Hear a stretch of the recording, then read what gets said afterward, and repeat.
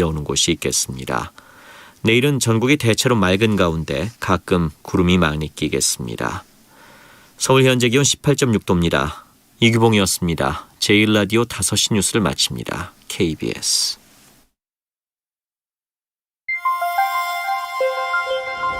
대한민국 중심 채널 KBS 1라디오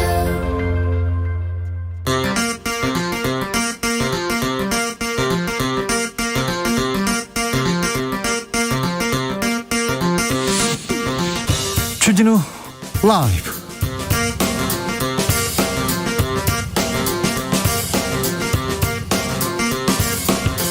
(2021년 10월 28일) 목요일입니다. 안녕하십니까, 주진우입니다.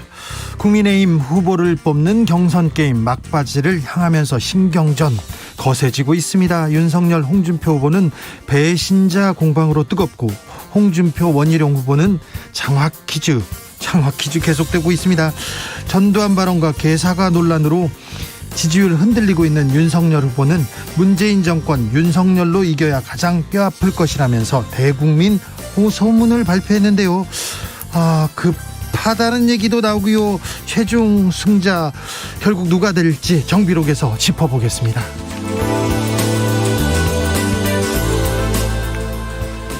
대통령에 취임하면 즉시 9.19 남북 군사 합의를 파기하겠다. 전술핵 재배치에서 한미 핵 공유를 통해서 남북 군사력 균형을 맞추겠다.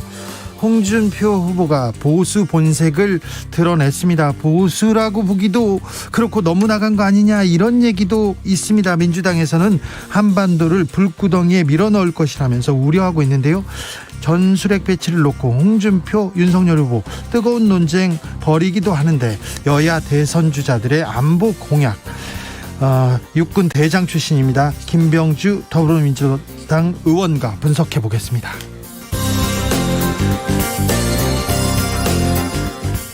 세월호 참사 당일 7시간 박근혜 전 대통령의 행보에 대해서 산케이신문 보도가 있었습니다. 관련해서 재판이 있었는데 당시 재판장에게 판결문을 수정하라는 지시를 내린 판사가 있었습니다. 바로 임성근 전 부장판사였는데 국회는 사법을 농단한 판사를 탄핵했습니다. 그런데 헌법재판소가 끝내 사법농단 판사를 탄핵하지 않았습니다. 그 이유가 뭘까요? 주스에서 정리해봅니다. 나비처럼 날아 벌처럼 쏜다. 여기는 주진우 라이브입니다. 오늘도 자중자애, 겸손하고 진정성 있게 여러분과 함께 하겠습니다. 대선 고발사주 대장동으로 어지럽습니다. 뜨겁습니다. 그래서인지 대선 공약 실종됐다는 소리도 나옵니다. 여러분의 귀에 꽂힌 대선 주자의 공약이 있습니까? 어떤 거 있습니까? 혹시 대선 주자에게 이 공약 좀 다뤄달라 하는 요청 있으시죠? 바람 있으시죠? 여러분의 의견 모아주십시오. 저희가 크게 외치겠습니다. 샵 9730, 짧은 문자 50원, 긴 문자 100원입니다. 콩으로 보내시면 무료입니다. 그런 일로 많이 보내주십시오. 그럼 주진우 라이브 시작하겠습니다.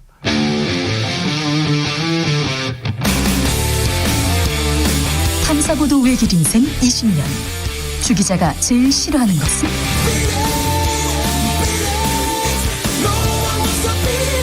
이 세상에서 비리와 부리가 사라지는 그날까지. 오늘도 흔들림 없이 주진우 라이브와 함께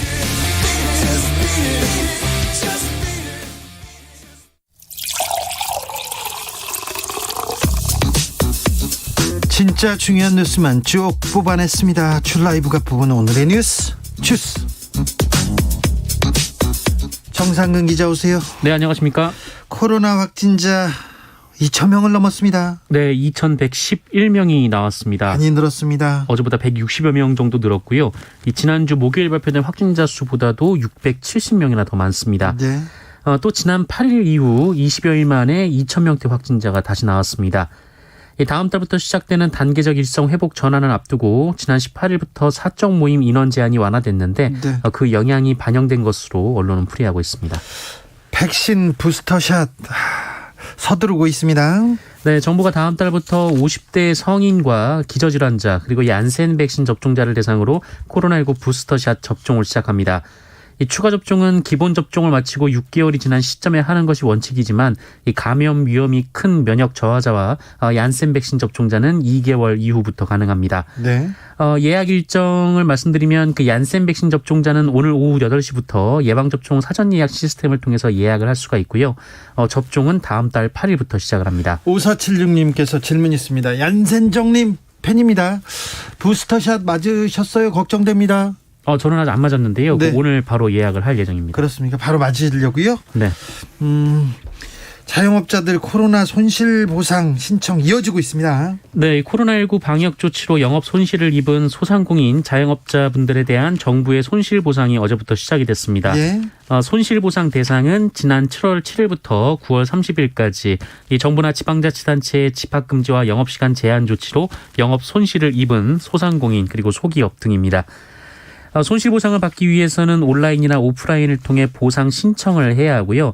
온라인에서는 한글로 소상공인 손실보상 영어로 KR 이렇게 치고 들어가시면 보상 대상 여부인지도 확인할 수가 있고 또 신청도 할 수 있습니다. 정 복잡하고 어렵다 생각하시면 시군 구청 가시면요. 손실보상 창구가 이렇게 잘 마련돼 있습니다. 자세히 설명해 주니까 어렵다. 저는 인터넷 몰라요. 뭐 휴대전화로 하기 어려워요 하시는 분은 시청, 구청, 군청 이렇게 가보시면 됩니다.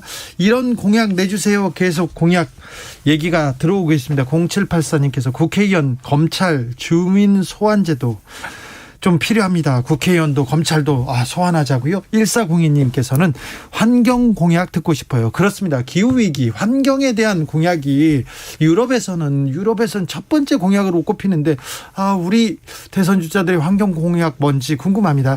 1727님께서는 일하는 사람들, 노동자, 농민들 잘 살 수 있는 나라, 그런 대한민국 꿈일 뿐일까요? 이런 분들, 열심히 일하는 사람도 좀 잘 살게 해야 될 텐데요. 이재명 후보가 음식물 허가 총량제 발언을 했습니다. 큰 이슈가 되고 있습니다. 네, 더불어민주당 이재명 후보가 음식점 허가 총량제를 언급해서 음식점 허가 총량제입니다. 네네, 국민의힘이 맹공을 퍼붓고 있습니다. 음식점 허가 총량제는 말 그대로 음식점의 수를 제한하자라는 의미로 보이는데 어제 관악구 신원시장에서 전국 소상공인 자영업자들을 만난 자리에서 하도 식당을 열었다 망하고 해서 개미지옥 같다라면서 이 음식점 허가 총량제를 언급을 했습니다. 네. 이재명 후보는 자율성을 침해하지만 총량제가 나쁜 것은 아니라면서 마구 식당을 열어서 망하는 것은 자유가 아니다라고 말했습니다. 그러면서 철학적인 논쟁이 필요하지만 이 자영업 실패로 안 좋은 일이 있을 자유는 자유가 아니다라고 말했습니다. 주 4일째 공약도 검토 중입니다. 네, JTBC에 따르면 이재명 후보는 주 4일 근무제 도입도 검토 중인 것으로 알려졌습니다. 이 노동시간을 줄여서 과로 문제와 일자리 문제를 해결하겠다 이런 취지로 알려졌는데 이재명 후보 측은 조율이 필요한 문제라면서도 인간다운 삶을 위해 가급적 빨리 해야 할 일이다 이렇게 밝혔다고 합니다. 한편 이재명 후보는 오늘 이 두 공약에 대한 논란에 이 공약해서 시행하기에는 이르다라면서 다만 우리가 앞으로 닥칠 4차 산업시대에 능동적으로 대응해 나가야 하기에 우리 사회의 화두 하나로 공동 논의 주제로 이야기할 때가 왔다고 생각한다라는 입장을 밝혔습니다. 네, 이런 공약도 내주세요 얘기합니다.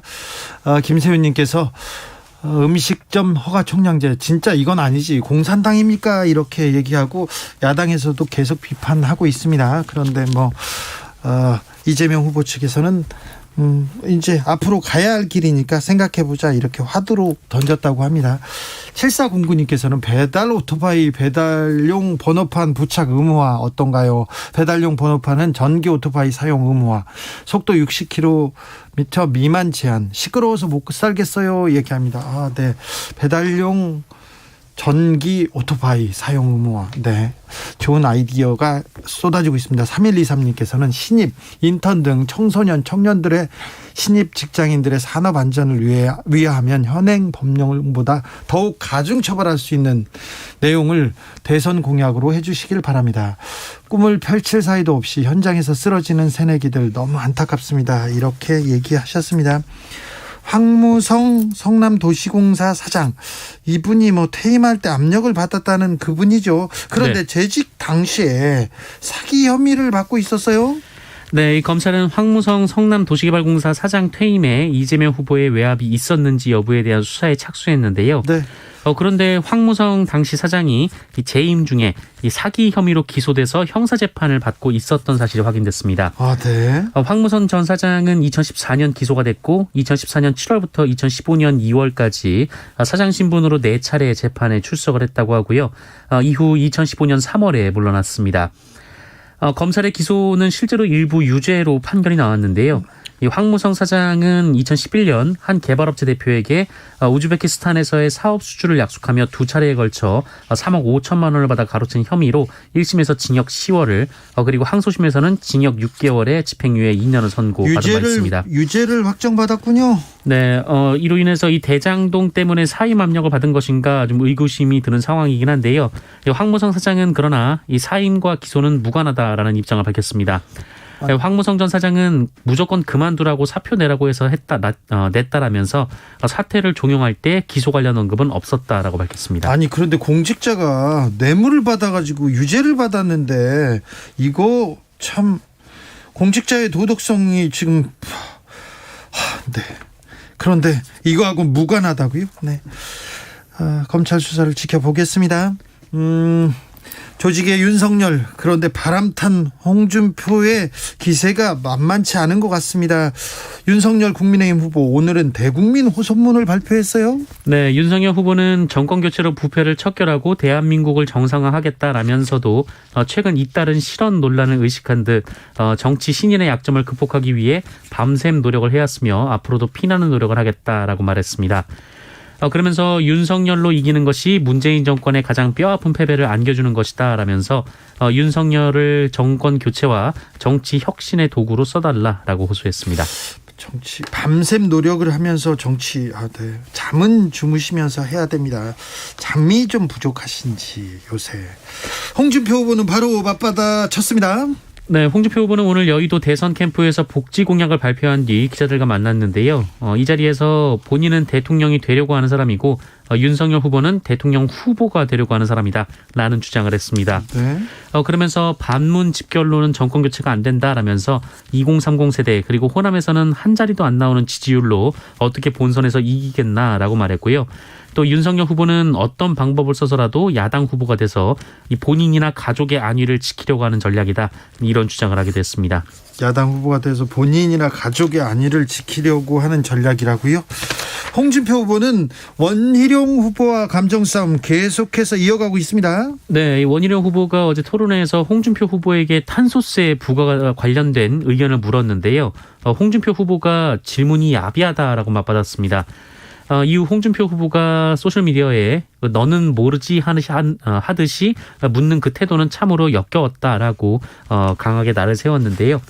원희룡 후보 측은 홍준표 후보의 불성실하고 장난스러운 태도는 나라를 걱정하며 정권 교체를 바라는 국민과 당원의 진심 어린 마음을 모욕하는 것이다라고 반박했습니다. 야비하다, 역겨웠다, 모욕이다. 경선 막바지 말이 거칠어지고 있습니다. 1898님께서는 통일 정책 좀 보여주세요. 통일 공약 보이지 않습니다. 2276님 대선 주자들 농촌 문제 공약이 없어요. 아예 없어요. 농촌은 미래의 생명입니다. 이렇게 얘기하십니다. 도울 선생도 주진우 라이브에서 비슷한 얘기를 거의 같은 얘기를 했습니다. 3672님 우리나라 자영업자 비율 너무 높기 때문에 총량제를 논의하고 자영업자 수를 줄이는 만큼 일자리 문제도 같이 논의하는 것도 필요할 것 같습니다. 이런 의견도 주셨습니다. 임성근 전 판사 국회에서 탄핵당했는데요. 헌법재판소에서 각하됐습니다. 네, 재판 개입 혐의로 탄핵 소추된 임성근 전 부산고등법원 부장판사를 파면할 수 없다라는 헌법재판소 결정이 나왔습니다. 국회에서 임성근 전 부장판사에 대한 탄핵 소추안이 가결된 지 8개월 만인데요. 전체 재판관 9명 중 과반인 5명이 각하 의견을 냈습니다. 네. 이유는 이미 임기가 만료돼서 퇴직했다라는 겁니다. 네. 헌법재판소는 파면 결정을 선고할 수 없다라며 이 탄핵 심판 청구가 부적법하다라고 말을 했습니다. 네. 임성근 전 부장판사는 서울중앙지방법원 형사수석부장판사 재직 당시 이 박근혜 전 대통령 명예훼손 혐의로 기소된 일본 산케이 신문 서울지국장 재판 등에 개입한 혐의를 받아왔고요.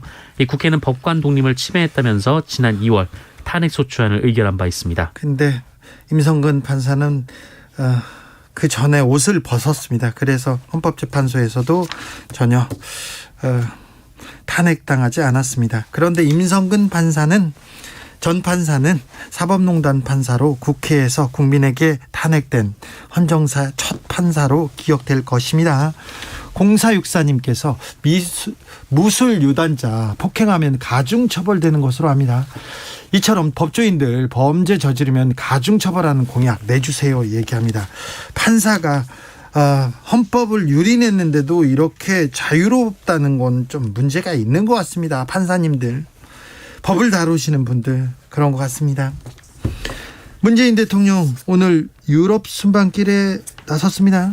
네, 문재인 대통령과 부인 김정숙 여사가 주요 20개국 정상회의 그리고 유엔 기후변화 당사국 총회 참석 등을 위해서 7박 9일 동안의 유럽 순방길에 올랐습니다. 첫 목적지는 G20 정상회의가 열리는 로마인데요. 이번 유럽 순방에서 가장 주목되는 일정은 우리 시간으로 내일 열리는 이 프란치스코 교황과의 면담입니다. 교황께서 남북의 평화에 대해서 관심이 크고 기도하고 있답니다. 네, 문재인 대통령은 이 자리에서 한반도 평화 프로세스 진전을 위한 방안과 교황의 방북을 논의할 것으로 보입니다. 네. 그리고 영국 글래스고로 이동해서 제26차 유엔 기후변화 당사국 총회에 참석할 예정이고 헝가리를 국빈 방문해서 슬로바키아, 체코, 폴란드, 헝가리가 참여하는 비세그라드 그룹 정상들과 회담을 진행할 예정입니다. 네, 바티칸에 있는 분과 또 가톨릭계 높은 사람들한테 취재를 해봤는데 교황의 열망은 큰데 북한의 코로나 문제가 변수가 될 거라고 합니다. 네, 아무튼 남북의 평화를 위해서, 남북의 화해와 협력을 위해서 기도하는 교황님, 네, 큰 진전을 이뤘으면 좋겠습니다. 노태우 씨 국가장 논란이 커지고만 있습니다. 광주광역시는 참여하지 않기로 했죠? 네, 이 전직 대통령 노태우 씨에 대한 장례를 국가장으로 치르기로 한 정부의 결정에 대해서 5.18 단체를 비롯한 광주 시민사회단체, 정당, 변호사단체 등에서 잇따라 유감을 표명하고 있습니다. 네. 5.18 기념재단과 광주 민주항쟁 관련 세 단체는 성명을 통해서 한 사람의 죽음을 조용히 애도하면 될 일이다라며 헌법을 파괴한 죄인에게 국가의 이름으로 장례를 치르기로 한 결정에 강한 유감이라고 밝혔습니다. 광주광역시와 전라남도 역시 국장에도 분향소 설치와 조기 개양을 하지 않았고요. 광주와 전남의 다른 공공기관들도 이에 동참을 했습니다. 네. 이 정의당의 여영국 대표도 이 시민을 살해하고 국가를 전복한 사람의 장례를 국가가 치른다는 것은 공화국 체계를 뒤집는 것이다라고 얘기를 했고요. 그러면서 고인이 전두환 씨와 다르다고는 하지만 이 전두환 씨는 민주주의의 기준이 아니다라고 말했습니다. 전두환과 다르다고 하는 것은 민주주의에 대한 조롱이다라고 주장하기도 했습니다. 민주당에서는 전두환 국장 금지법을 만든다고요? 네, 더불어민주당 송영길 대표는 어제 노태우 씨 빈소를 찾아 기자들에게 이 전두환 씨 같은 사람은 국가장을 치를 수 없도록 법을 개정할 생각이다라고 말했습니다. 이 송영길 대표는 내란 목적 살인죄로 유죄 확정 판결을 받은 전두환 씨는 지금도 반성을 안 하고 광주의 명예를 훼손하면서 재판을 받고 있다라고 밝혔고요. 또 노태우 전 대통령에 대한 문제보다도 전두환 씨 문제가 훨씬 크다라고 말했습니다. 노태우 씨도 직접 반성하거나 사과하거나 역사의 진실을 고한 적은 없습니다. 그리고 쿠데타에 같이 나섰고요. 또 그다음에 5.18 민주화 운동 당시 학살자로서 중요한 역할을 했죠. 이 부분이 달라지는 건 아닌 것 같습니다. 군 관계자 현역 대령입니다. 그런데 현역 대령이 군 관계자를 또 고소했다고요? 네, 이 군 정보사의 대령이 이 페이스북 페이지인 육군훈련소 대신 전해드립니다 운영자를 고소했습니다. 네. 육군훈련소 대신 전해드립니다는 이 군의 부실급식 사태 등을 제보받아서 고발했던 이 군대 커뮤니티로 유명한데요. 그렇죠, 역할을 했죠. 네, 서울 강동경찰서는 정보통신망법상 명예훼손 혐의로 이 페이지의 운영자를 불러서 조사를 했다라고 밝혔습니다. 이 군 정보사 대령은 지난 8월 4일 그 6대전이 올렸던 정보사 코로나19개 국정원 200명 불러 부대서 술파티라는 게시물과 관련해 고소를 한 것으로 전해졌습니다. 6대전은 당시 게시글에서 국군 정보사령부 예하 부대에서 국정원 신임요원 200여 명이 모여 술과 함께 회식을 했다는 제보가 접수됐다라고 폭로한 바 있습니다. 그래서 사실과 다르다고 소송했다는 거죠? 고소를 했다고? 네. 사교육과 관련해서 논란이 있었던 댓글 알바. 유죄 판결을 받았는데 대단히 뭐 조직적이었고 컸네요. 네, 이 대입 학원가에서 댓글 알바를 활용해서 경쟁 학원 강사들을 비방하는 댓글을 달아 업무 방해를 한 혐의로 기소된 이투스 교육 전 강사들과 이투스 교육 대표가 법원에서 최종 유죄 판결을 받았습니다. 강사들 대표들이 다 나와가지고 비방하는 악성 댓글을 달고 글을 썼어요. 네, 이 주범으로 지목된 정모 온라인 사업본부장이 징역 1년 6개월의 실형을 받았고 다른 강사들이나 이 대표는 집행유예를 받았는데요. 이들은 2012년 5월부터 2016년 12월까지 이 바이럴 마케팅 업체와 10억 원대의 계약을 맺고 자사 강사를 홍보하고 경쟁 업체의 강사를 비난하는 게시글과 댓글을 수십만 개 올리도록 한 혐의로 기소가 된 바 있습니다. 10억 원 넘는 계약을 맺고요. 네, 이 대법원은 경쟁업체나 강사를 비방하는 게시글 댓글을 작성해 올린 행위는 수험생들로 하여금 오인이나 착각을 일으키게 하기 때문에 위계에 해당한다라고 봤고요. 이 구체적인 사실 적시가 없다 하더라도 비방이 포함돼 있다면 업무방해죄가 성립된다라고 봤습니다. 온라인 비방, 온라인 음해 이런 범죄가 계속 기승을 부리고 있습니다. 더 부릴 것 같으니까 경찰이나 검찰에서도 이 부분 좀 조심하고 준비를 해야 될 것 같습니다. 그래서 차근차근 좀 수사를 해서 온라인 상에서도 좀 진실이 좀 흘러다니도록 이렇게 조금 신경 써 주십시오. 주스 정상근 기자 함께했습니다. 감사합니다. 고맙습니다. 교통정보센터 다녀오겠습니다. 공인혜 씨. 네, 이 시각 교통정보입니다. 5시를 전후로 시내도로 교통량 많아졌고요. 돌발 구간도 주의가 필요한데요. 먼저 서울 시내 한강교량인 한남대교 남단 쪽 4차로가 사고로 막혀 있고요. 올림픽대로 공항 쪽 정체가 시작되는 잠실대교부터 사고가 있던 노량진 수산시장 쪽으로 이동하시는데 1시간 정도 예상하셔야겠습니다. 나란히 가는 성산대교 쪽 노들로 역시 노들로 지하차로 바로 앞둔 2차로에서 고장난 차 처리 중입니다. 부근 속도 떨어지고요. 고속도로 경기 충청권 통과가 무척 더뎌서 경부고속도로 서울 쪽 벌써 안성에서 오산 사이로만 13km 구간이 막혀 있는데 조금 더가 남사 6교 부근 5차로에 고장난 차도 주의하셔야겠습니다.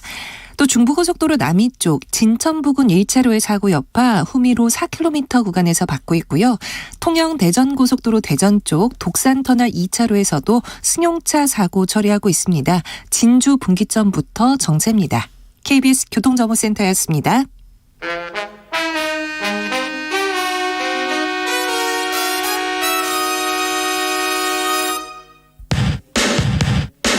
주진우 라이브 돌발 퀴즈. 오늘의 돌발 퀴즈는 오랜만에 주관식으로 준비했습니다.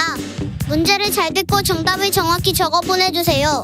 오늘 오후 6시 2021년 대한민국 대중문화예술상 시상식이 열립니다. 이번 시상식에서는 대중문화예술상 12년 역사상 최초로 금관문화훈장이 수여되는데요. 문화예술 공로자에게 주는 최고 훈장인 금관문화훈장의 주인공은 이 배우라고 합니다. 여기서 문제.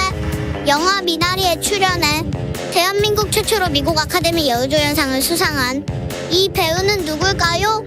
샵 9730 짧은 문자 50원 긴 문자는 100원입니다. 지금부터 정답 보내주시는 분들 중 추첨을 통해 햄버거 쿠폰 드리겠습니다. 주진우 라이브 돌발 퀴즈 내일 또 만나요.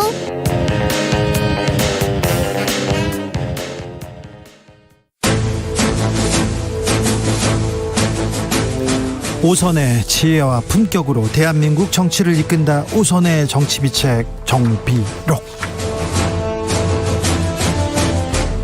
대한민국 정치를 이끄는 오선의 품격. 수도권 내리오선 안민석 의원, 더불어민주당 의원 오셨어요?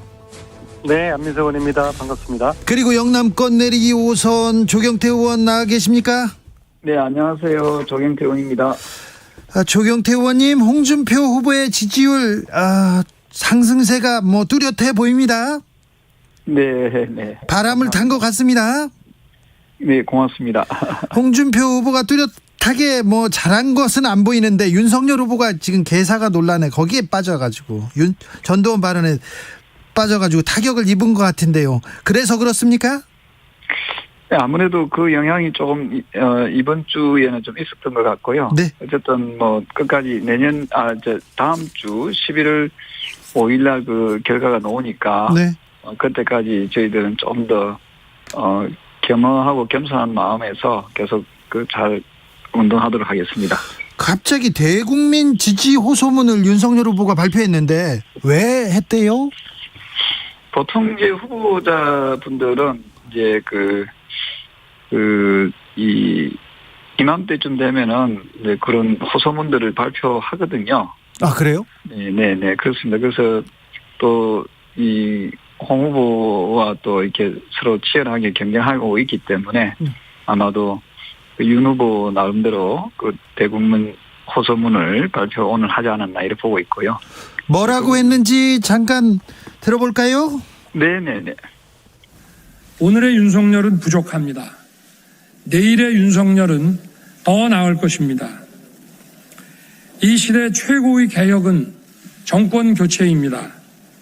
최고의 애국도 정권 교체입니다. 누가 선명한 정권 교체의 기수입니까? 누가 현 정권이 가장 두려워하는 후보입니까? 누가 얼치기 진보 정권의 신적폐를 청산할 수 있겠습니까? 누가 낡은 도구로 써주십시오. 오늘의 윤석열은 부족합니다. 예, 알겠습니다. 자, 윤석열 후보가 두려우십니까? 안민석 후보님? 안민석 후보래요. 제가 윤석열 후보 저 말씀을 듣고서 네, 딱 한마디로 요약이 되네요. 네. 제가 문재인 정권 복수하겠습니다. 예. 그 참 그동안 뭐 여러 가지 막말을 쏟아내더니 네. 오늘 이 메시지도 나는 해방 이후 최악의 대통령 후보입니다라는 것을 선언하는 듯합니다. 두 가지인데요. 첫째는 그 본인을 문재인 대통령을 향한 복수의 칼을 써달라는 거 아니겠습니까? 근데 누가 임명을 했죠? 임명권자를 향해서 칼춤을 추는 이런 것은 세계 정치사를 뒤져봐도 전무후무한 사건이 될 것이고요. 배신의 아이콘 윤석열입니다. 삼국지에서도 배신자의 말로는 아주 안 좋았거든요. 여포가 그렇습니다. 윤석열도 아마 그럴 거라고 저는 예상을 하고요. 근데 대통령 후보라는 것은 나라를 어떻게 만들겠다는 비전과 국민을 위해서 무엇을 하겠다는 희망을 가지고 표를 얻어야 될 텐데요. 그래야죠. 복수의 칼날로 표를 얻겠다고 하니까 참 최악의 후보라고 저는 설명을 드리고 싶고요. 비전과 희망 대신에 복수만 하겠다? 참 윤석열 이분은 연구 대상입니다. 참 한 가지 김만배를 모른다고 하지 않았습니까? 네. 그래서 자기 부친의 집을 김만배 누나가 산 것을 몰랐다라고 하는데요. 여기 대해서 정말 솔직한 해명이 필요할 거라고 봅니다. 정말 김만배를 몰랐습니까? 윤석열 후보님? 자, 조경태 의원님 어떻게 들으셨습니까? 네, 저는 아마 윤 후보 입장에서 충분히 할 수 있는 그런 발언이고 그런 네. 대국민 호소라고 생각하고요. 어쨌든 국민들께서는 내년에 정권 교체를 통해서 대한민국을 정상화시켜내야 된다 하는 연망을 우리가 국민들이 가지고 있는데 거기에 대한 표현이라고 보고 있고요. 방금 말씀하신 대장동 게이트 사건에 대해서는 그래서 우리 야당에서는 지금의 지금의 검찰의 시스템으로서는 진실을 밝힐 수 없기 때문에 우리가 진실을 낱낱이 밝히기 위해서는 특검을 하자라고 네. 이야기하는데 조경태 의원님? 네네. 윤석열 후보 메시지가 네. 대국민 호소문이 홍준표로는 안 된다. 이렇게 얘기하고 있는데 홍준표 캠프에서는 좀 기분이 좀 나빠야 되는 건데 나쁠 법도 한데요. 저는 이렇게 해석합니다. 특정인을 또 지칭한 부분은 없는 거고요. 우리 홍 후보께서도 역시 어떤 대국민 호소라든지 대당원 호소문을 할 때는 또 우리 홍 후보의 님의 지지를 또 호소하는 또 서로 방법이 다를 수 있거든요. 네. 그에 대해서 우리가 상대방의 의견을 발언에 대해서 저는 존중할 필요가 있다 이렇게 보고 있습니다. 조경태 의원님 여유가 항상 있습니다. 그리고 계속해서 비방은 자제하고 있는데 홍준표 후보가 여유를 가질 만큼 지금 상황이 괜찮습니까? 글쎄요, 저는 뭐 여유라기보다는 지금 자칫 그 진흙탕 싸움으로 이게 번지다 보면은 정권 교체의 그 희망이 사라질 수밖에 없거든요. 네. 제가 떠있는 분들, 젊은 분들이나 또 연세 드신 분들의 얘기가, 뭐 이게 서로 좀 지나친 이 네거티브를 좀 자제했으면 좋겠다. 특히 인신공격성 그런 발언들이나 그런 모습들은 자칫 우리 국민들로부터 환멸감을 주다 보면은 네. 여건에 유리할 수밖에 없는 그런 구조로 갈 수 있기 때문에 가능하면은 자신들의 장점들을 좀 더 부각시키면 좋겠다. 그런 말씀들을 많이 주시죠. 조경태 의원의 바람과는 달리 토론회는 굉장히 거칠던데요. 일단 윤석열 후보가 왜 홍준표 후보 주변에 배신자가 많나 이렇게 얘기하는데 그 홍준표 후보 옆에 있는 조경태 의원님 어떻게 생각하세요? 글쎄요, 저는 그런 표현들이 과연 한국 정치나 한국 사회에 어느 정도 도움이 되는지는 모르겠습니다. 저는 그런 부분이 역시 그 대권 후보로서의 뭐 적절한 그런 어떤 좀 의미 있는 그런 질의는 아니라 보거든요. 그래서 저는 그런 표현들이 계속 누적되고 서로 상대방의 좀 약점이랄까요? 상대방의 단점들을 덜추기 시작하다 보면은 네. 말씀대로 상호 비방으로 이어질 네. 수 있기 때문에 가능한 그런 부분은 좀 자제하는 게 좋겠다 이런 생각합니다. 가능하면 자제해야 되는데 홍준표 후보 오늘은 윤석열 캠프 파리 때 들끓는다 그러면서 하태경 같은 주사파는 나는 영입 안 해 이런 얘기하던데요. 그래서 저는 서로 이제 이 감정적인 싸움으로 대립되다 보면은 민주당에서도 유사한 그런 흐름이 있었지 않습니까? 그러다 보면은 11월 5일 이후에 어떤 우리 후보든 또 상대 후보든 후보가 정해지고 나면 원팀으로 가는 부분에서 상당히 또 이 걸림돌이 될 수가 있거든요. 네. 그런데 국민들은 정권 교체를 바라는 국민들은 결국 그러한 그림은 원하지 않을 거라 보고 있습니다. 조경태 의원님 하나만 더 물어볼게요. 김종인 전 비대위원장한테 홍준표 후보가 퇴짜 맞았습니까? 그래서 그거는 사실이 아닌 걸로 저희들 확인되고 있거든요. 사실이 아닙니까? 그러면 네네. 사실은 뭡니까? 퇴짜를 맞았다는 표현 자체가 네. 저는 썩 어울리는 그 표현은 아니라고 보는 이유가 네. 저나 홍 후보께서 사실 김 전 비대위원장에게 뭐 만나자고 한 적이 없습니다. 없는데 저는 최소한 그렇거든요. 네. 그런데 그게 퇴짜 맞았다는 표현이 네. 조금 이 문맥상 맞지 않다 이렇게 보고 네. 있는 거죠. 알겠습니다. 안민석 의원님은 지금 오산으로 그냥 내려가 버리신 건 아니죠? 어디 가셨어요? 두 분 잘해보세요. 네, 알겠어요. 주진우, 조경태 네. 두 분의 그 라이브쇼 잘해보세요. 제가 아니, 계속 근데 듣고 있을게요. 의원님한테 제가 대장동 물어볼 게 많았는데 어디 가셨어요? 지금 어디세요? 아니, 두 분이서 일방적으로 주고받으시면서. 네. 자, 오늘 제가 듣고 있을게요. 두 분 잘해보세요. 안민석 의원님, 곽상도 의원이 이 대장동 사업에 아주 중요한 키를 진 키맨이라고 초창기부터 말씀하셨어요. 그런데 곽상도 의원과 김만배가 대장동 사업 초창기부터 논의했고 하나은행 관련해서 중요한 역할을 했다는 얘기가 하나씩 둘씩 드러나고 있습니다. 저는 처음서부터 곽상도가 대장동 오징어 게임의 프론트맨일 것이라고 지목을 했고요. 네네. 곽상도 의원이 아들 50억 받았다고 사퇴할 분이 아니거든요. 아, 그렇습니까? 왜 저럴까? 네. 저는 굉장히 의구심을 가졌어요. 예. 물론 이제 곽상도 아들이 받은 50억은 이제 뇌물이 맞죠. 네.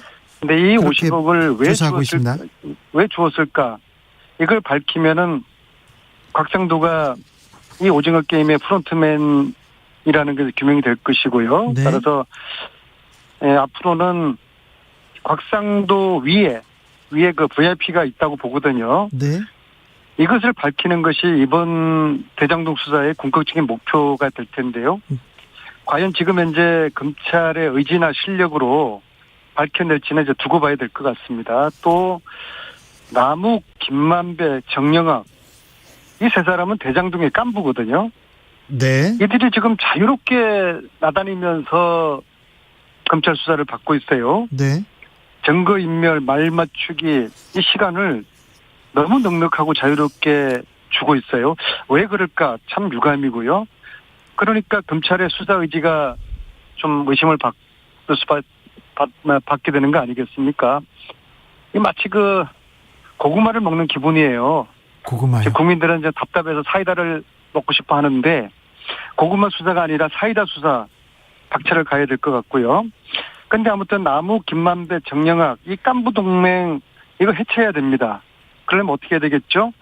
셋 다 구속 수사를 하는 것이 원칙이라고 보고요. 또 한편 이경재 변호사, 네. 정윤회 최순실의 변호사인 이경재 변호사가 2015년 9월 1일 날 화천대유의 고문, 아마 화천대유의 첫 번째 고문일 듯 싶은데요. 아, 그렇습니까? 이 이경재 변호사가 왜 고문이 되었는지, 누가 추천을 했는지, 화천대유에서 그의 역할이 무엇인지 이걸 밝히면은 또한 대장동 오징어 게임의 VIP를 밝혀내는 네. 굉장히 중요한 단서가 될 거라고 봅니다. 근데 이경재 변호사 아직 수사할 기미가 없죠. 그래서 검찰은 어떤 생각을 갖고 있을까 조금 의문이 듭니다. 그래서 조경태 의원은 특검 얘기하시려고 하죠? 네, 그렇습니다. 지금 우리 안민석 의원께서도 아주 적나라하게 잘 말씀 주셨는데요. 저는 김만배 씨를 왜 구속시키지 않았고 남욱 변호사 역시 왜 저렇게 석방을 시켰는지 국민들은 지금의 검찰과 또 지금의 이 법원은 아마 이 수사 의지가 제대로 없다라고 보고 있고요. 또 하나 진짜 코미디 같은 일이 하나 벌어졌던 것이 유동규 씨의 핸드폰을 집으로 던졌는데 창문 너머로 네. 못 찾았다라고 했는데 그걸 또 경찰에서도 찾아내지 않았습니까? 예. 그래서 검찰에서 찾지 못한 걸 경찰에서 찾을 정도니까 네. 지금 우리나라에 지금 이 대장동 사건을 수사하는 그 검찰의 수사 행태라든지 이 자질이 상당히 의심스럽습니다. 따라서 우리 안민석 의원님께서 말씀 주신 대로 저는 이 대장동 문제는 비단 여야의 문제가 아니고요. 네. 우리 국민들의 이 부동산 문제에 대해서 문재인 정부가 부동산만큼은 잡겠다라고 국민들께 굉장히 많이 약속하지 않았습니까? 그런데 여기에 대한 허탈감과 상실함을 준 부분에 대해서 분명히 현 정권도 저는 책임이 있다고 보고 있습니다. 따라서 하루라도 빨리 특검을 통해서 낱낱이 죄상들을 밝혀내야 된다. 저는 그래 보고 있습니다. 조경태 의원님, 그런데 곽상도 의원이 여기서 왜 나와? 이경재 변호사가 여기서 왜 나오지? 이거는 좀 궁금합니다. 아니, 근데 각상도 의원 역시도 50억을 퇴직금으로 받았다는 것은 자기 아들이 받았다는 것은 정말 비상식적인 거 아니겠습니까? 그렇죠. 그래서 뭔가가 있었기 때문에 저는 그런 대가를 지불했을 가능성이 높다는 거지요. 네. 자, 조경태 의원님도 그래서 국민들의 알 권리를 제대로 제공해주지 못하고 있습니다. 지금 현 수사 당국에서는. 그래서 이런 부분을 저는 우리 야당은 좀 낱낱이 밝힐 수, 또 속도를 또 내야 되지요. 좀 속도감 있게 해서 이 대장동 문제는 누가 관여가 됐는지에 대해서 처음부터 끝까지 다 밝혀내는 것이 필요하다. 진실 규명하는 것이 매우 중요하다 이렇게 보고 있습니다. 안민석 의원님. 이렇게 한번 정리 한번 해보죠. 오늘 주진우 라이브에서 조경태, 안민석 여야 중진 의원이 남욱, 김만배 구속 수사를 촉구했다. 네. 조경태 의원님 여긴 동의하시죠? 네네네. 저는 이 부분 또 여기에다가 그렇죠. 예. 한 사람만 더 추가하죠. 네. 정영학. 네. 그래서 이 남욱, 김만배, 정영학 이 세 깐부 동맹을 깨기 위해서 조경태, 안민석은 세 사람의 구속 수사를 촉구했다. 주진우 라이브 쇼에서 이렇게 정리를 해도 조금만 되겠죠? 더 나아갔으면 참 좋겠는데요. 네. 어떤 거요? 특검 의지가 얘기하시려고요? 특검까지 좀 이렇게 네. 우리 특검 얘기 둘이랑 다음 기회에 하면 좋겠습니다. 네. 네. 조경태 의원님. 네네네. 왜 여기서 또 윤석열 후보의 이름은 나올까요? 그 부분에 대해서는 저는 이 지금의 검찰의 어떤 수사 행태를 가지고는 저는 밝혀내기가 참 한계가 있다고 보거든요. 네. 그래서 그런 부분들이 조금 더 면밀하게 밝혀내기 위해서는 제가 연류가 됐는지 안 됐는지 우리가 설로만 가지고는 예측만 가지고는 안 되는 거 아니겠습니까? 네네. 그래서 이런 부분에 대해서는 저는 정확하게 밝혀내기 위해서는 현재의 검찰의 그 시스템을 가지고는 저는 한계가 있다 이렇게 봅니다. 자, 어제 홍준표 후보가 외교 안보 정책을 발표했습니다. 그런데 9.19 남북 군사합의 파기, 미국과 핵 공유 이런 말씀했는데 이거 한반도 평화는 좀 멀어지는 정책 아닌가 우려하는 사람들이 많습니다. 사실은 2018년 9월 19일 날 9.19 남북 군사 합의를 하지 않았습니까? 네. 근데 그 이후에 북한의 행태들을 보면은 참으로 유감스럽고 우려스러운 많이 있습니다. 계속해서 미사일 발사를 통해서 대한민국의 안보를 위협하는 무력 도발을 하고 있지 않습니까? 그런데 정작 우리는 GP를 철수하고 휴전선과 NNL 인근의 정찰 비행이나 훈련을 제한함으로써 우리 스스로가 안보에 구멍을 내고 있는 그런 실정입니다. 그래서 우리 대한민국만 지키는 남북 군사 합의가 무슨 의미가 있겠습니까? 아마 그런 취지로 우리 홍준표 후보께서는 평소에 안보관이 투철하시기 때문에 이 부분에 대해서 명확하게 짚어나가자. 그런 취지로 말씀하신 걸로 그렇게 알고 있습니다. 안민석 의원님 어떻게 보셨어요?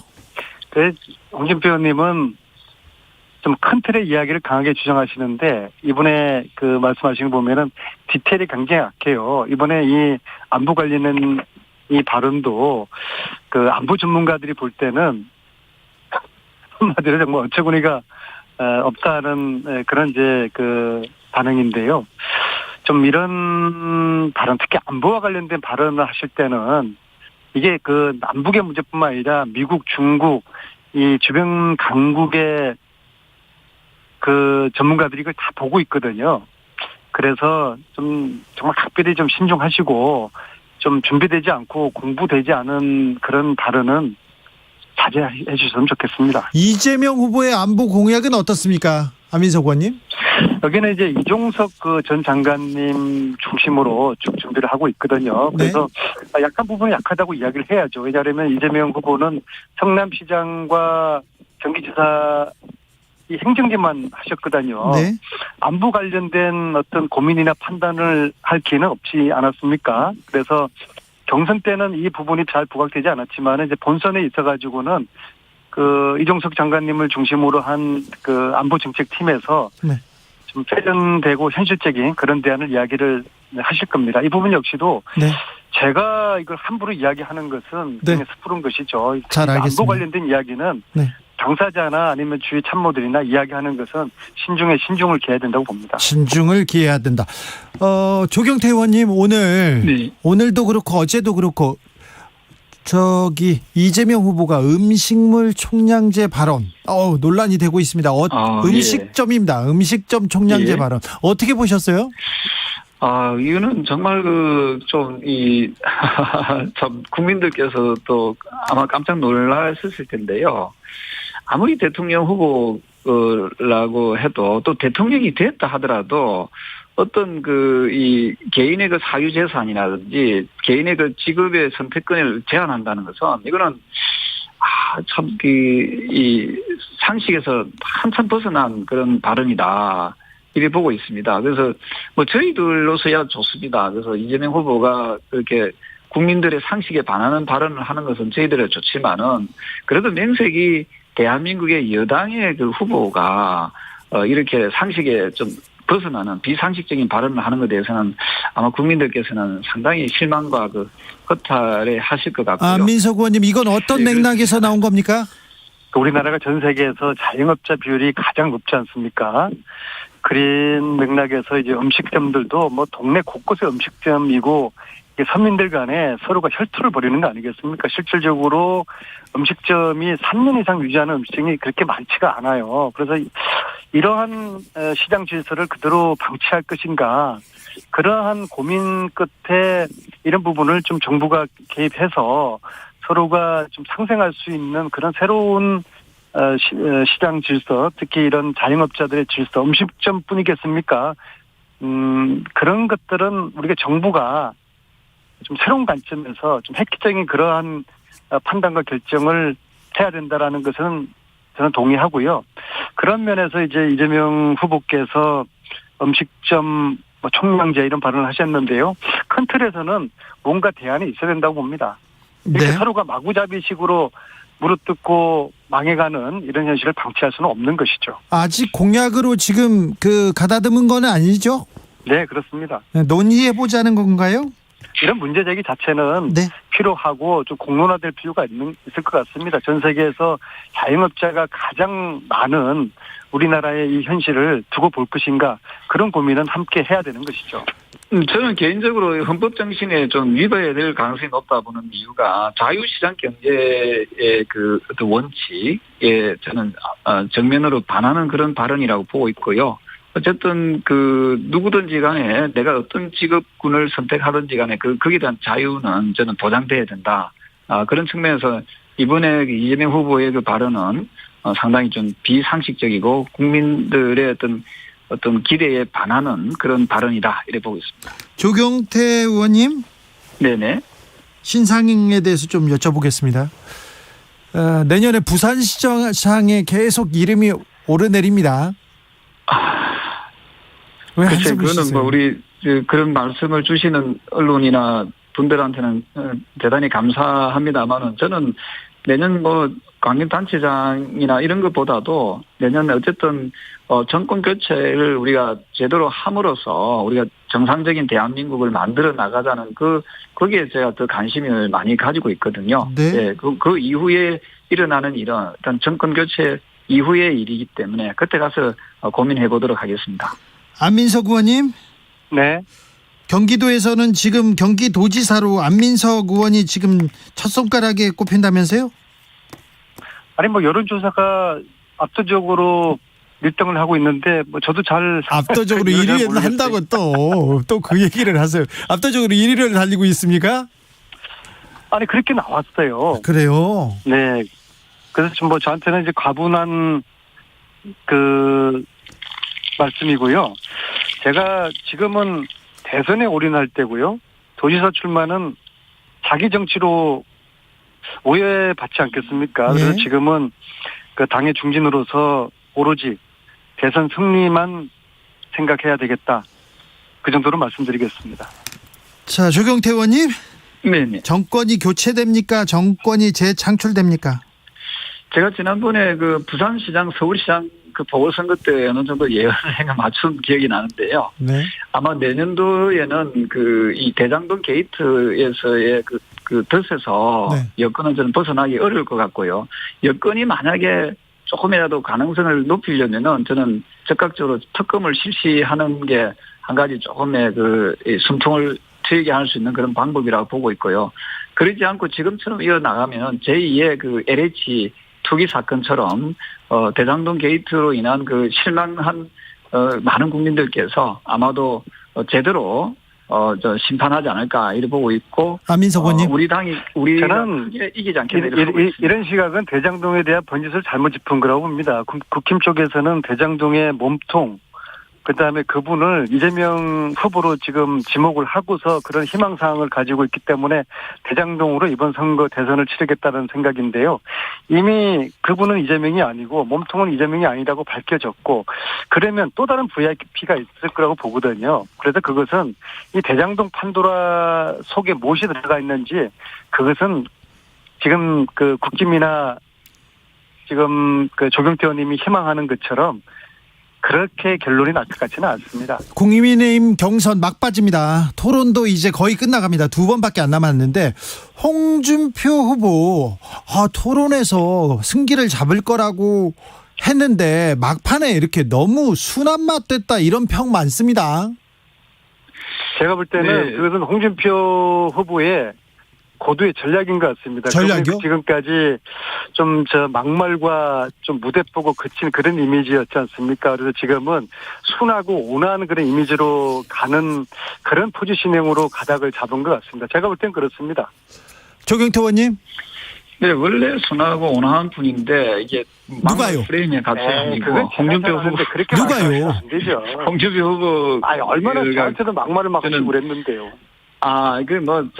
아마 가까우니까 그러신 것 같고요. 어쨌든 저 별로 안 저는 가까워요. 다소 아쉬움이 있다면은 조금 더 국민들께 비전과 정책을 조금 더 많이 이 발표를 아하. 토론회 때 하면 더 좋겠다. 네. 이런 생각이 들고요. 네. 어쨌든 지금처럼 좀 포지티브한 그런 그 토론 방식은 상당히 좀 긍정적이다. 저는 이렇게 보고 있습니다. 홍준표 후보가 긍정적으로 맏형으로 지금 토론을 이렇게 순하게 주도한다 이렇게 보면 되겠네요.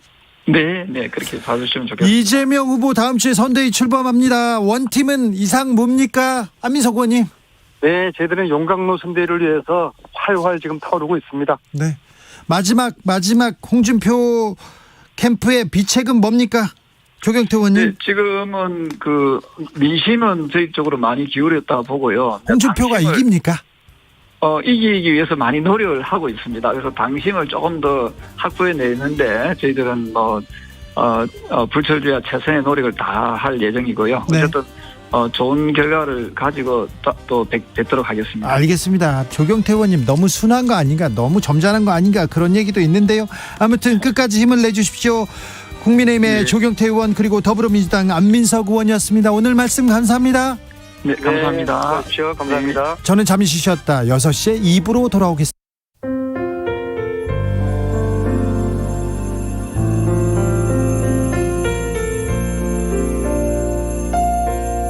KBS 라디오 연중기획 희망충전 대한민국 453번째 이야기. 안녕하세요. 아나운서 이연주입니다. 은희 엄마는 7살과 4살 그리고 7개월이 된 은희까지 세 딸을 지키기 위해서 이혼을 결심했습니다.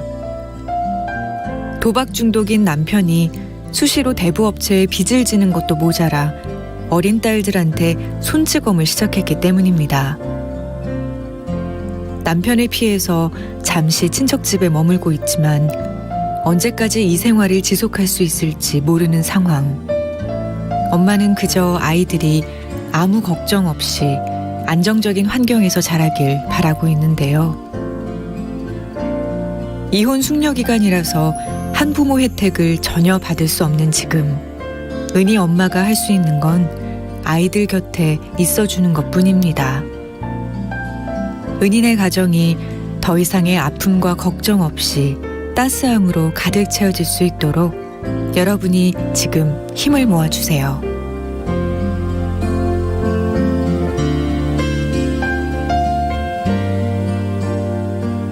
여러분의 따뜻한 손길이 희망의 빛이 됩니다. ARS 060-700-1580 060-700-1580 한 통화 3,000원으로 희망을 선물해 주세요. KBS 라디오 연중기획 희망충전 대한민국은 초록우산 어린이재단, 인탑스 주식회사 그리고 청취자 여러분과 함께합니다. ARS 060-700-1580 한 통화 3,000원입니다.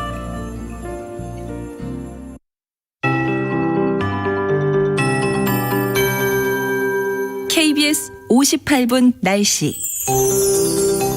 오늘 서울의 낮 최고 기온은 거의 2주 만에 20도대를 회복했습니다. 평년보다 3.2도 높았고 거의 13일 만에 이렇게 앞자리수가 달라지면서 낮 동안 활동이 아주 좋았는데요.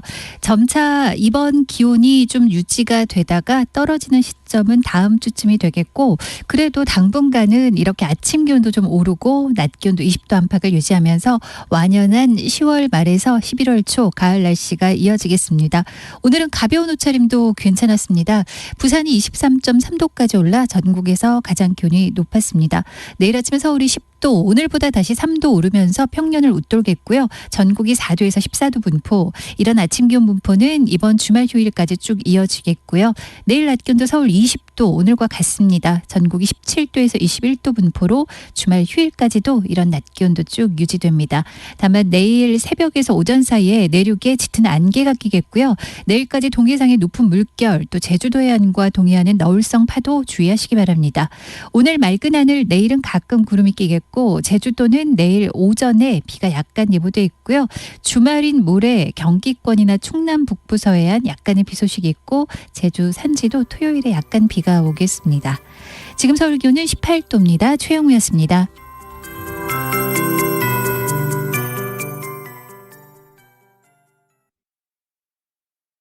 정성을 다하는 국민의 방송 KBS가 6시를 알려드립니다.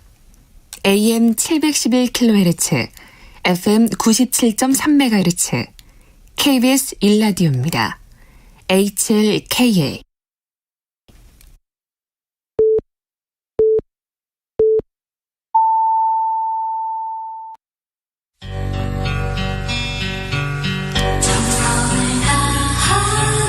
정성을 다하는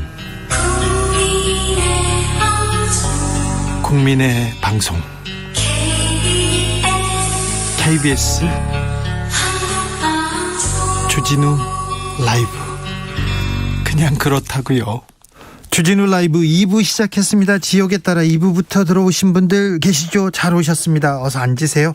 못 들은 1부는 방송 끝난 후 유튜브에서 주진우 라이브 검색하시면 들을 수 있습니다. 주진우 라이브 계속합니다. 라디오 정보센터 다녀오겠습니다. 조진주 씨.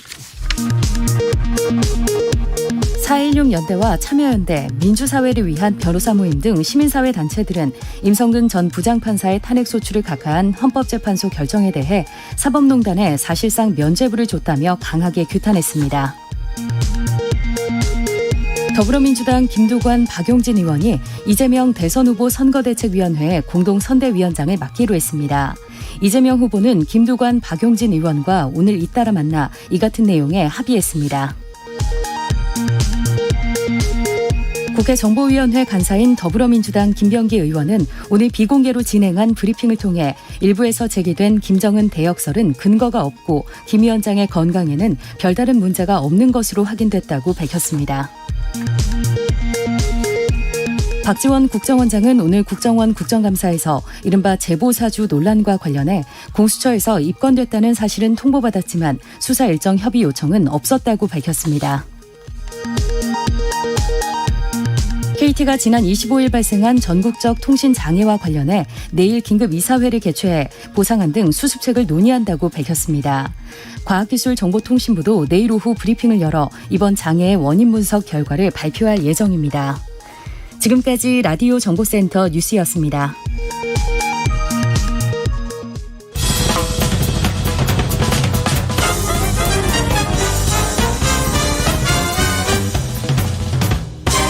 훅 인터뷰. 모두를 위한, 모두를 향한, 모두의 궁금증 훅 인터뷰.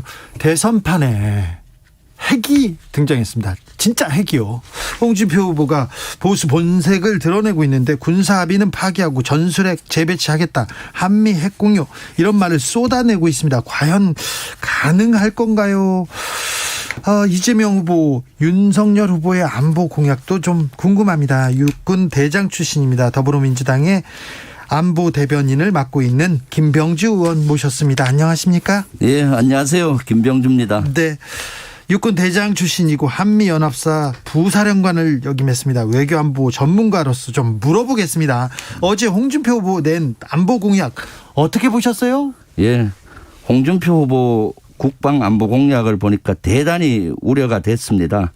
이를 만약 그대로 적용된다면 안보가 폭망될 것 같습니다. 그래요? 예, 대통령 자리를 위해서 국민의 생명과 재산을 담보로 도박판을 벌이고 있다는 생각이 들었습니다. 네. 이것은 70년대 냉전 시대에 머물러 있다고 보여집니다. 시각이 아주 과거 지향적이죠. 마치 스마트폰 시대에 폴더폰을 써야 된다고 소리 지르는 것과 같습니다. 전형적인 안보 포퓰리즘으로 보고요. 네. 실제 현실성이 거의 없습니다. 그래서 저는 심히 우려하고 있습니다. 네. 과거로 돌아가자, 뭐 그렇게 얘기할 수는 있는데 그게 또 위험하지는 않을까 걱정도 됩니다. 핵 재배치, 핵 공유, 이런 얘기는 실현 가능성이 있습니까?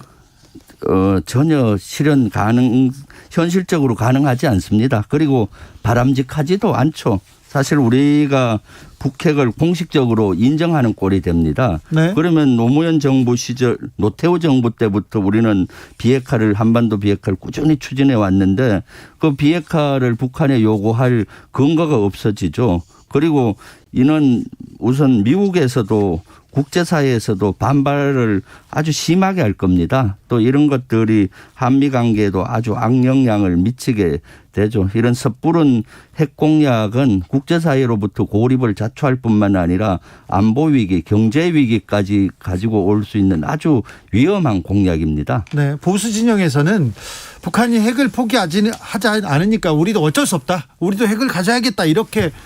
이런 주장에 공감하는 사람들도 좀 있습니다. 네, 그렇게 공감하는 분도 있지만 우리는 북한의 핵에 대응해서 꾸준히 전력을 키웠고 특히 한미는 맞춤형 억제 전략, 확장 억제 정책을 통해서 이런 준비를 다 갖추고 있습니다. 네. 예. 자, 그럼 미국은 어떻게 반응할까요? 중국은 또 어떻게 생각할까요? 미국은 당연히 반대하죠. 지난번에 미 국무부 부차관보가 지적을 했잖아요. 사실 미국은 대선에서 이렇게 지적하는 적이 없어요. 그런데 네. 홍준표 후보가 이렇게 핵 공유를 해야 되겠다, 핵 배치를 한다고 하니까 이것은 너무나 모르는 사항이다. 미국의 정책을 너무나 몰라서 놀라웠다. 네. 미국은 여기에서 반대한다라고 명확히 얘기를 했죠. 미국은 용인할 수가 없죠. 그리고 미국은 사실은 한반도에서 북한의 비핵화를 시키기 위해서 노력하면서 한편으로선 북한의 핵에 대한 대응으로서 한미가 확장 억제 전력을 쓰면서 노력을 해오고 있는 상황이죠. 네. 나토식 핵 공유 이런 얘기도 나오는데 이거는 무슨 개념인지 잘 모르겠습니다. 예. 우리와 전혀 맞는 사례를 갖고 와서 계속 설명하잖아요. 네. 나토식 핵 공유는 미국이 핵탄두를 제공하고 나토에 있는 여러 나라들이 투발 수단인 항공기를 제공하겠다는 겁니다. 네. 그리고 결정은 나토 전 국가가 동의하는 가운데서 최종 결심은 이것도 미국 대통령이 하는 것입니다. 이것은 시대적으로 오래전에 했던 겁니다. 예전에는 핵 투발 수단이 항공기였거든요. 네. 그 항공기 시대에 만든 것이고 지금은 핵 투발 수단이 항공기뿐만 아니라 주로 미사일로 하는 것이죠. 네, 잠수함에도 쏘지 않습니까? 예, 잠수함에도 쏘고 아주 다양한 것이고 네. 그리고 지금은 한반도에 전술핵이 있느냐 없느냐가 중요한 것이 아니라 미사일이나 멀리서도 할 수 있는 시스템을 갖추고 있죠. 그래서 확장 억제 전략 속에서는 감이나 본토에서도 대응을 할 수 있는 것이기 때문에 예전에 사거리가 짧고 항공기로만 투발할 때 한반도에 있어야 된다 이런 과거적인 논리인 것이죠. 그래서 그리고 또 하나 주목할 것은 자꾸 유럽 사례를 비교하는데 네. 나토는 느슨한 집단 안보 체계입니다. 네. 우리는 훨씬 더 강한 한미 연합 방위 체계를 가지고 있거든요. 네. 핵 전력도 이와 유사합니다. 네. 핵과 관련돼서는 윤석열 후보도 계속 얘기하고 있던데 윤석열 후보의 예. 외교 안보 정책은 어떻습니까? 윤석열 후보의 외교 안보 정책 중에 특히 핵에 대해서 말씀드리면은 지난번에 토론회 할 때 확장 억제 정책을 지지하는 것 같이 얘기했어요. 예. 그러면서 부언을 뭔가 하면은 국민이 위협을 받으면은 전술핵을 배치하겠다. 예. 이것은 진짜로 이율배반적이에요. 국민이 위협을 받으면은 확장 억제 전력으로서 미국에서 요청을 해야 되는 건데 네. 그때 가서 전술핵 배치한다면 한미 동맹이 어떻게 되겠습니까? 그러니까 이것은 이율배반적이고 깊은 아주 고민이 안 나오는 것 같습니다. 자, 예, 홍준표 후보나 윤석열 후보가 예. 만약입니다. 한국의 대통령이 돼서 미국 정상회담입니다. 예. 아니면 전 세계 정상들이 모여 있는 데서 핵 공유 얘기하고 핵 재배치 얘기를 하면 어떻게 됩니까? 이것은 그야말로 국가 위기 상황으로 가게 됩니다. 먼저 안보 위기와 경제 위기가 오겠죠. 핵 공유, 핵 하게 되면 먼저 미국에서 그것을 용인을 하지 않기 때문에 한미 동맹의 균열이 가고 신뢰의 문제가 되는 것이죠. 그리고 또 미국은 만약에 거기에 더 나가서 홍준표 후보 같은 경우는 핵무장까지 얘기했잖아요. 네. 그렇게 나간다 그러면 어떻게 되겠어요? 경제 제재가 들어와요. 네. 우리는 수출이 주가 되잖아요. 경제 제재를 하게 되면 경제 위기까지 오게 되는 것이죠. 주변국도 마찬가지입니다. 일본은 어떻게 하겠습니까? 당장 자기들도 핵무장한다고 하겠죠. 네, 그러면서 하겠죠. 군사 대국화로 가는 길을 갈 것이고 중국이나 러시아는 엄청나게 반대하죠. 중국은 우리 사드 배치만 해도 그렇게 경제 보복을 하고 있는데 훨씬 더 반대를 할 것이고 북한은 어떻게 했어요? 이제 북한은 핵 그걸 인정받은 것 같이 되잖아요. 네. 그럼 오히려 북한에 비핵화는 물 건너가고 북한에게 주도권을 넘길 수가 있는 거죠. 네. 6171님께서 후보들 핵에 관해서 너무 가볍게 말하지 않았으면 좋겠습니다. 라디오 방금 켰는데 깜짝 놀랐습니다. 얘기하셨고요. 3116님께서는 무기를 내려놔라. 내려놔라 이렇게 얘기해야지 같이 무기를 들면 같은 범죄자가 되는 거 아닙니까? 얘기합니다. 홍준표 후보가 9.19 취임하자마자 9.19 남북 군사합의 파기하겠다 이렇게 공약도 냈는데 이 얘기는 그거는 참 어리석은 얘기죠. 9.19 군사합의에 대한 정확한 이해가 없다고 봅니다. 9.19 군사합의는 그야말로 한반도에서 긴장 국면을 완화하는 정책이죠. 네. 9.19 군사합의는 그동안은 6.25 전쟁 이후에 그 우발적인 충돌 방지를 위해서 지상에서만 군사 분계선을 연해서 2km 비무장 지대를 줬잖아요. 네. 그것이 우발적인 충돌에 기여를 했습니다.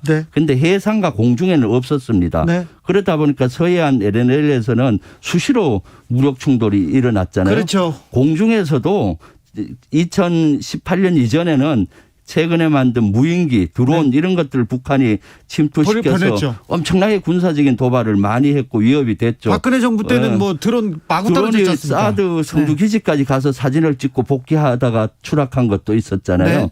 그래서 이번에 9.19 군사합의는 지상뿐만 아니라 해상과 공중에서도 군사적 완충지대를 준 겁니다. 네. 그래서 군사적 긴장이 획기적으로 완화가 되고 무력 충돌도 획기적으로 줄였습니다. 네. 그런데 돌아간다면은 과거 전쟁에 먹고는 끼었던 2017년으로 돌아가는 거죠. 네. 그러니까 홍준표 의원은 평화를 원하는 건지 진짜로 전쟁을 원하는지 모르겠습니다. 네. 이재명 후보의 안보 공약은 어떻습니까? 이재명 후보의 안보 공약은 현재 문재인 정부가 하고 있는 힘을 통한 평화 정책이잖아요. 강한 군사력을 기초하에 그 국민의 생존과 번영을 시키겠다 이런 기조를 하고 있고요. 추가해서 북한이 도발하면은 할 얘기는 하겠다 이런 기조를 가지고 있습니다. 그래서 네. 스마트 강군을 만들겠다는 거 하나 하고 그다음에 선택적 모병제 또는 국민과 함께하는 복지 장병까지도 향상시키겠다 이런 공약을 가지고 있죠. 강한 군사력을 기반으로 한 외교, 남북 문제. 네. 문재인 정부가 국방력 강화에 힘을 너무 많이 쓰고 있는 거 아닙니까? 예, 문재인 정부는 사실 어느 정부보다 국방력을 키워왔습니다. 국방 예산도 많이 쓰고요. 예, 그 문재인 정부 4년 동안 평균 7% 이상 예산을 국방 예산의 증가율이 있었죠. 네. 박근혜 이명박 정부 때는 4에서 5%였습니다. 네. 이렇게 예산을 투입을 해서 한 결과 우리 세계 군사력이 4년 전에는 11위였는데 지금은 6위까지 향상이 됐습니다. 이런 강한 힘을 통해서 북한을 비핵화시키고 평화체계로 만드는 일을 끊임없이 해오고 있고 해온 것이죠. 그래서 사실은 문재인 정부의 군사력은 예전 정부와 다른 것은 조용히 키웠습니다. 네. 막 공개적으로 키운 게 아니라 그러다 보니까 국민들께서 그 문재인 정부의 강한 국방력을 잘 이해를 못할 때가 있죠. 그래서 네. 좀 저는 문재인 정부에서도 이젠 좀 공개를 좀 하자 네. 이렇게 많이 얘기를 하고 있습니다. 아무튼 미사일 사정거리를 없애가지고 미사일 능력 엄청 키웠고요. SLBM 마구 쏩니다. 네. 그리고 전투기도 만들고요. 아, 이렇게 국방비가 너무 많이 들어가는 거 아닌가 이렇게 생각도 합니다. 그런데 전시작전권 빨리 가져와야 합니까? 어떻게? 네, 전시작전권을 빨리 가지고 와야죠. 그래요? 예. 전시작전권 가져오면 주한미군 철수한다 이렇게 얘기하시는 분들도 있어요. 그건 말이 안 되는 얘기입니다. 전시작전권은 한미 군사력을 효율적으로 지휘하기 위해서 네. 만들었고 우리 한국군 주도로 이제 하겠다는 거잖아요. 네. 그 한국군 주도로 하지만은 전쟁이 나면 한미가 같이 싸우는 구조입니다. 네. 왜 한미 동맹이 뭡니까? 우리가 외부의 침략을 받았을 때 한미가 같이 전쟁을 수행하겠다는 것이 동맹입니다. 네. 그 아래 연합사의 구조하에 싸우는 거기 때문에 현재 전작권을 전환하더라도 미군 철수라든가 이런 건 있을 수가 없는 것이죠. 종전선언하면 미군 철수한다 이렇게 얘기하는 보수 언론들이 있는데요. 그거는 종전선언에 대한 이해가 좀 부족합니다. 종전선언은 우리가 정전 체제 아직 전쟁 상태잖아요. 잠시 네. 머물러 있는데 이제 종전은 비핵화의 첫 단추이면서 평화 체제로 가는 첫 관문입니다. 네. 먼저 전쟁을 종결하자 하고 그다음에 이제 그 군사적 긴장을 완화하고 이런 완전한 평화 체제까지 가는 데 있어서는 미군도 필요하고 유엔사도 그대로 존속이 되는 겁니다. 네. 그래서 지난번에도 모 후보 야당의 모 후보 같은 경우는 종전선언하면 미군 철수할 수 있다, 뭐 유엔사 해체 재개할 수 있다 하는데 그것은 그 종전선언에 대한 이해도가 낮은 데서 그런 주장을 한다고 공부를 봅니다. 더 해야 되겠군요. 예, 하나만 더 물어보겠습니다. 예. 워낙 안보 전문가여서 오늘 보수 언론에서 이런 기사를 썼더라고요. 당나라군이 된 대만군. 그러면서 대만군을 비판하면서 한국군이 더 걱정된다 이렇게 썼더라고요. 한국군이 걱정됩니까? 한국군은 제가 2년 반 전에 현역으로 있었잖아요. 네. 전역한 지 불과 2년 조금 넘었습니다. 네. 한반도 5,000년 역사 중에 지금처럼 한국군이 강한 적이 없었습니다. 국민들이 그걸 믿고 그런 걱정은 안 하셔도 되겠습니다. 네. 제가 최근까지 군에 있었던 사람이고 또 현재 국회의원으로서 계속 국방위에서 모니터링한 결과는 그렇습니다. 문재인 정부 들어서 국방력은 엄청나게 강화됐어요. 그렇죠. 네. 자, 그런데요. 보수 진영에서는 대북 정책이 국방 정책에 우선한다고 이렇게 강조합니다. 네. 근데 보수하면 안보 이런 고정관념이 있는 것도 사실이지 않습니까? 예, 예. 그래서 문재인 정부 북한한테 끌려다니기만 한다. 네. 계속 보수에서 비판을 하는데 예. 끌려다니기만 합니까? 그건 잘못 알고 있는 겁니다. 안보 정책과 국방 정책은 같이 가는 겁니다. 현재 문재인 정부는 힘을 통한 평화니까 국방 정책을 강하게 한 바탕하에 대북 정책을 북한 정책을 쓰고 있는 것이죠. 네. 그런데 북한하고 대화하려니까 군사력을 키우는데 떠들고 키우지 않고 조용히 키우고 있습니다. 그래서 홍준표 후보 같은 경우는 우리는 안보 정책보다 국방 정책보다 대북 정책을 우선시한다는데 그게 아닙니다. 국방 정책의 강한 바탕 하에 대북 정책을 하는 것이죠. 아, 그래요? 예. 이것은 이재명 대통령 후보가 당선이 돼도 이런 기회로 같이 할 겁니다. 가방 국방력을 있어야 국방력이 강해야 북한하고도 대화를 주도적으로 할 거 아닙니까? 전현직 군 장성들은 예. 우리의 국방력이 강하고 북한을 압도하고 있다고 다 알고 있죠. 네네. 그런데 왜 전직 장성들은 네. 저기 보수당에 네. 윤석열 후보 캠프에 많이 갑니까? 그것은 개인의 선택이기 때문에 제가 여기서 뭐 평가하기는 좀 그렇습니다. 그런데 실제로 우리 민주당에서는 국방력을 중시하고 네. 또 국민의 안전 이런 것을 최우선적으로 현재 하고 있습니다. 어제 네. 별세하신 노태우 전 대통령도 노태우 씨도 대통령 취임사에서 이랬습니다. 북한과의 대화 협력을 천명하고 네. 모든 대통령이 이런 얘기를 합니다. 그런데 진보 보수를 넘어서 한반도 비핵화, 네. 남북 교류 협력, 남북의 평화 정착을 위해서 힘써야 되는데요. 네. 그렇죠. 예, 그런데 그렇죠. 선거 때만 되면 안보 정책은 전혀 아닙니다. 예. 그러니까 안보는 국민 생존과 관계되기 때문에 표를 얻는 수단, 어떤 안보 포퓰리즘은 지양해야죠. 지양해야죠. 당연히. 네. 절대 그런데 그런 말 함부로 해서는 안 예, 되죠. 안보를 가볍게 보고 막 이렇게 표를 얻는 수단으로 하는 것을 저는 심각히 우려하고 있습니다. 네. 예. 우리 군이 국방력을 강화했습니다. 네. 네. 근데 왜 급식 체계 이런 거는 아직 좀 부족한가요? 네, 그것은 많이 개선을 해야죠. 아, 사실 우리 그렇습니까? 군은 첨단 무기 체계는 네. 국가 개인 소득 5만 불 수준까지 가 있다고 봅니다. 그래요? 그런데 병사들의 의식주와 병사들의 편제 장비는 10,000불 수준이에요. 아직 예, 왜냐? 국방 예산을 할 때 우선순위가 첨단 무기잖아요. 무기부터 사고. 예, 그러다 보니까 병사들의 복지가 우선순위가 떨어져 있었고 네. 또 두 번째가 군의 문화는 헌신하는 문화예요. 네. 국가를 위해서 생명까지 바친다고 하니까 애로사항이 있어도 의식주에 참고 견디는 겁니다. 네. 그래서 이제는 이렇게 놔둬서는 안 되겠습니다. 네. 우리 장병들의 의식주 문제라든가 복지 문제를 이제는 좀 획기적으로 향상시켜야 된다고 봅니다. 그래서 지금 부식 문제도 많이 개선이 됐습니다. 네, 나아지고 있습니다. 인권 예. 문제도. 예. 그런데 아무튼 국방력 강화 좋습니다만 좀 무기 사는데 돈을 좀 덜 썼으면 좋겠어요. 청년들한테 예. 교육에 쓰고, 그리고 또 북도 남도 이렇게 조금 네. 감축하고 무기보다는 먹고 사는데 좀 썼으면 좋겠어요. 그죠? 제 생각입니다. 예. 예. 지금 우리 북한도 북한이고 주변국도 강대국이다 보니까 네. 거기에서 생존과 번영을 위해서는 우리 국방력이 저는 중요하다고 봅니다. 아, 그렇습니까? 예, 예. 우리 국방력은 믿을만 합니까? 예, 든든합니까? 예, 믿을만 합니다. 알겠습니다. 지금까지 김병주 더불어민주당 안보 대변인이었습니다. 예, 감사합니다.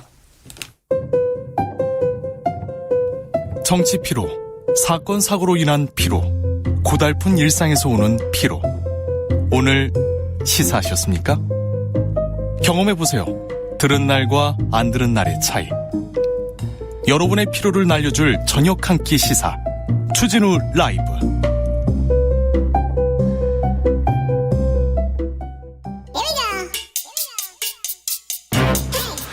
뉴스를 향한 진지한 고민, 기자들의 수다. 라이브 기자실을 찾은 오늘의 기자는 한결의 김민아 기자입니다. 어서 오세요. 네, 안녕하세요. 음식점 허가 총량제 요거 뜨겁습니다. 네, 특별히 네. 야당 아주 맹공을 퍼붓고 있습니다. 네, 어제 발언의 후폭풍이 오늘까지 이어졌는데요. 네? 그 이준석 대표가 오늘 아침 최고위원 회의에서 음식점 허가 총량제에 가면을 찢으면 불공정 문제가 된다. 뭐 신도시 개발 지역을 예로 들면 화천대유는 땅 집만 파는 게 아니라 치킨집, 중화요리집도 팔 수 있다. 이러면서 화천대유와 이걸 연결을 시키는 아니 근데 그런 음식점하고 모습이었습니다. 화천대유하고 무슨 관계가 있는지 아무튼 이렇게 연결합니다. 맞습니다. 대선 주자들도 한마디씩 했어요. 네, 오늘 일제히 정말 그 이재명 후보를 향해서 맹공을 폈는데요. 뭐 윤석열 총장 경우에는 전체주의적 발상이다. 이렇게 말하면서 아마 히틀러 나치 때도 그런 짓은 안 했을 것이다. 히틀러까지 나왔습니다. 네, 이렇게 강하게 비판을 했고요. 홍준표 의원도 반헌법적 발상이라고 하면서 이재명 후보가 기득권을 옹호하는 논리를 펴고 있다. 그러니까 기존에 자영업하시는 분들을 기득권이라고 규정을 하고 그들을 옹호하는 것이다. 이렇게 발언을 한 거죠. 음식점을 하시는 분이 기득권이다. 네. 네, 한술 더 떠서 유승민 전 의원 경우에는 음식점 총량제는 북한의 김여정 아니 부위원장이 한 음식점 한마디 했는데 히틀러 나오고 예. 김여정 나오고 그랬는데 맞습니다. 그런데 아무래도 공약을 던졌어요. 네. 공약에 대해서 호불호, 반대, 찬성 이렇게 하면 어쨌건 이건 이 공약에 대해서는 논의하게 되지 않습니까? 그렇죠. 관심을 갖게 되지 않습니까? 네. 이거 이재명 후보가 던진 작전 아닙니까? 노림수? 저도 굉장히 조금 센스가 있었다고 생각되는 게 예? 지금 국민의힘 경선으로 확판이 쏠려 있는 상황이었거든요. 예? 정책 얘기는 많이 안 나오고 관심이 없어요. 후보 간 뭐 싸움, 말싸움, 네. 말폭탄만 이렇게 오가던 와중에 이렇게 좀 생각할 거리를 던져준 거 아닌가 네. 이런 생각이 들었고 오히려 이 발언을 던짐으로써 물론 오늘은 뭐 당장 시행하겠다는 것은 아니다. 뭐 방임 용인해서는 안 된다. 이렇게 선을 그었지만 어쨌든 그 판을 이재명 후보 쪽으로 가져왔다는 점에서는 굉장히 괜찮은 판단이었다고 그렇죠. 평가가 나오고 있습니다. 정치권에선 무관심, 무대응, 무풀 이거 네, 굉장히 맞습니다. 싫어하는데 아무튼 기사가 많이 쏟아졌습니다. 네, 맞습니다. 자, 국민의힘 대선 경선 막바지. 네. 지금 한 일주일 정도만 남았죠? 그 결과 발표까지는 일주일 8일이 남았는데요. 네. 사실 다음 주 월요일부터 모바일 투표에 돌입을 합니다. 투표 시작되는데 지금 신경전 절정으로 치닫고 있습니다. 네, 이제 마지막 주말인 거죠, 사실. 네. 오늘따라 뭐 윤석열 후보, 홍준표 후보 둘 다 기자회견을 열어서 네. 정권 교체의 적임자는 나다 이렇게 주장을 하면서 표심을 모아줄 것을 호소를 했는데요. 네. 두 분의 작전은 약간 엇갈렸습니다. 네. 윤 총장 경우에는 홍준표 의원을 지칭을 하면서 네. 정권 교체와 대한민국 정상화를 하기 위해서는 내가 낫다. 정치 경력 수십 년 된 분이 골목대장 노릇을 한다는 것은 자기 부정이 아닌가 이렇게 비판을 했었고 예. 홍 후보는 오후에 다시 기자회견을 열어서요. 윤 후보는 뭐 갈 곳 없는 낭인들이 임시대표수를 찾은 것처럼 네. 당내 의원들을 모아서 뭐 거기서 이제 데리고 패거리. 있는 것뿐이다. 패거리 구태 정치를 하고 있는 것뿐이다. 서로 이렇게 강하게 말폭탄을 던지면서 하태경 의원 두고는 신경전을 나는 주사파는 뭐 벌였습니다. 여기 많은다 이런 얘기도 하고 있더라고요. 맞습니다. 또 하태경, 주호영 등 이제 최근에 윤 캠프에 영입이 된 당내 의원들을 향해서 굉장히 거세게 비판을 했는데요. 주호영 의원한테는 뭐 강북의 초선 의원보다도 못하다라는 논평을 홍준표 캠프에서 냈고 네. 하태경 의원은 나는 하태경을 당연히 우리 캠프에 받아들일 생각이 없었다. 이렇게 아까 주사파 얘기하면서 공세를 폈고 아주 전방위적으로 근데 총을 쓰고 있습니다. 오늘 네. 그 윤석열 후보가 네. 뭐 입장문 발표했잖아요. 네네 맞습니다. 윤석열 후보 지지층들이 흔들리고 있나요? 사실 이게 지금 당심 50%, 여론조사 50%이 결과를 통해서 최종 후보가 다음 주 금요일에 결정이 되는 거잖아요. 네.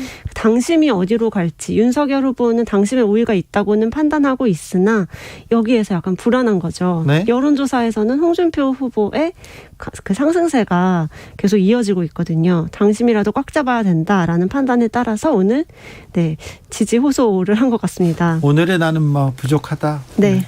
네. 더 잘하겠다라고 하면서 네. 주호영 의원, 권성동 의원 이 두 분을 앞세워서 네. 국회 소통관에 등장을 했고 네. 의원들 뭐 선수 굉장히 많으신 분들이 이렇게 대동을 하고 온 거죠. 그러니까요. 근데 뭐 당심은 윤, 민심은 홍, 네. 조직의 윤석열, 하지만 바람은 홍준표 이렇게 봐야 됩니까? 네, 지금까지 그렇게 되고 있어요. 자, 출입 기자들, 네. 마크맨들, 홍준표, 윤석열 누구한테 쏠려 있습니까? 진짜로 이번엔 박빙으로 5대5로 갈려 있는 것 같은데 관건이 그 당심 중에서 최근에 입당한 분들이 누굴 지지할 것이냐 이게 네. 아직 밝혀진 바가 없거든요. 네. 그러니까 9월 말까지 입당하신 분들 중에서는 2차 투표에 아예 그 참여를 안 했던 분들이 3차 이번에 그 본 투표 때는 들어오게 됩니다. 네. 그분들이 누굴 찍을지 이게 관건일 것 같고 2차 투표까지는 당심에서는 윤 후보 쪽이 조금 우위가 점쳐졌었죠. 네. 그런데 지금은 모른다 이 얘기 나와요. 네, 모릅니다. 정말. 진짜로? 정말 모르겠고. 진짜 5대5입니까? 네, 51대 정말. 49도 아니고? 네, 그렇게 좀 예단을 하기에는 어려운 상태로 정말 초접전 양상인 것 진짜로? 같고요. 여론을 따라간다. 여론이 당심이 민심을 따라갈 것이다. 이렇게 많이 주장을 하면서 예로 이준석 대표 당선 네. 그 예시 그리고 오세훈 후보의 당선. 서울시장 당선 네. 예시를 들고 있거든요. 그런 프로세스라면은 홍준표 후보 쪽이 또 오히려 민심을 기반으로 당심을 끌어올 수 있다. 이렇게 또 주장을 하고 있고요. 김종인 전 비대위원장의 움직임은 어떻게 될 것으로 보세요? 김종인 위원장은 사실 윤 전 총장 쪽 도와주는 거 아니냐 이런 얘기가 굉장히 많았는데 좀 편들어 주는 것 같지 않습니까? 네, 맞습니다. 근데 일단은 뭐 11월 중선쯤이면은 앞으로 무대 위로 다시 올라오시게 될 것으로 예상이 되는데요. 물론 만약에 윤석열 후보가 되면. 네. 근데 사실 홍준표 후보가 된다고 하더라도 김종인 위원장 가만히 있으실 분은 아닌 것 같고 네. 어떤 과정을 통해서 어쨌든 역할을 맡지 않을까 이렇게 예상은 하고 있습니다. 근데 홍준표 후보가 김종인 비대위원장한테 손을 내밀까요? 근데 오늘 이제 기자회견에서 그 얘기를 물었습니다. 기자들이 김종인 위원장이랑 어떤 관계를 설정할 것인가라고 했을 때 물론 뭐 원론적인 답변이긴 했지만 우린 다 원팀이다 이런 얘기를 하면서 홍준표 후보 경우에는 뭐 안철수랑도 내가 더 잘 그 협의를 할 수 있고 김종인 위원장과도 원팀이 될 수 있다. 모두를 포용하는 그런 발언을 했습니다. 그런데 민심은 홍준표 후보한테 막 밀려가는데 왜 국민의힘 의원들 있잖아요. 중진 의원들 윤석열 후보한테 갈까요? 그게 저도 정말 미스터리인 것 같아요. 민심은 분명히 홍준표 후보가 많이 나오는데 당 지지층에서는 아무래도 좀 적극적인 지지층에서는 윤 후보만이 그 정권을 교체할 수 있다라는 그런 어떻게 보면 믿음이 좀 퍼져나가고 있는 것 같아요. 적극적인 지지층에서 윤 후보를 밀어야 된다라는 그런 압박이 의원들한테도 오는 것 같고 그렇기 때문에 좀 의원들이 되고 거의 뭐 지지의사 표명한 분까지 합하면 거의 60-70명대가 윤 후보를 지지하는 것으로 나타나고 있습니다. 홍준표 후보한테는 왜 이렇게 사람들이 없죠? 네, 그거는 이제 홍 후보의 개인 캐릭터와 그동안의 어떤 그 당에서 조금 라인을 제대로 네. 형성하지 못하고 혼자 개인기 위주로 항상 해오셨던, 아웃사이더였죠. 네네. 네. 개인기 위주로 정치를 해오셨던 그런 것들이 좀 반영이 된 결과가 아닌가 생각이 되는데 여기에 대해서 뭐 홍 후보도 지금 이런 경선 과정에서 나를 떠난 사람이라도 다 같이 원팀이 될 수 있다. 또 네. 오늘 그렇게 발언을 하시면서 네. 이길 수 있다라고 네. 주장을 하시더라고요. 배신자가 많은 건 아니죠? 근데 좀 눈에 띄는 분들이 몇 명 계셔서 네. 그게 좀 홍 후보님한테는 타격이 됐죠. 윤한홍 의원 얘기를 계속하는 거죠. 장제원 의원이나 뭐 네. 그동안 친홍 계열로 분류됐던 분들이 윤 캠프에서 굉장히 주요 보직을 갖고 계시기 때문에 네. 아무래도 타격이 몇 컸죠. 안 되는 친홍 의원들이 네네. 절로 갔거든요. 네네 맞습니다. 일주일 남았는데 변수가 뭐가 되리라고 보십니까? 지금 제가 그냥 개인적으로는 토론회가 발로 뛰는 네네. 기자로서 네. 토론회가 지금 2차례 남았습니다. 네. 금요일, 일요일 2번 남았는데요. 네. 토론회에서 윤석열 다움을 보이면 보일수록 말실수도 함께 나왔던 게 바로 윤석열 후보였던 것 같습니다. 네. 네, 강하게 본인의 의견을 표할 때 그게 항상 구설로 이어지더라고요. 그게 막판에 어떻게 조금 변수가 될 수 있지 않을까. 되게 조심할 거예요. 그쵸. 이번엔 조심하지 않겠습니까? 그러면 윤석열답지 않다고 또 재미가 없다 이런 반응도 있고 네. 어떤 선택을 할지 물론 본인의 선택이겠죠. 어쨌든 거의 매주 뭔가 하나씩 터졌던 게 윤석열 후보였던 것 같아서요. 하나도 뭐 그 대형 사고였잖아요. 네네 맞습니다. 마지막 주말 어떻게 마무리를 할지 그게 조금 변수가 될 수 있을 것 같고요. 네. 또 홍 후보한테는 단일화 카드를 계속 물어보는 사람들이 많죠. 그렇죠. 단일화 어떻게 되는 겁니까? 일단은 그 3, 4위 하고 계시는 후보들은 절대 아니다.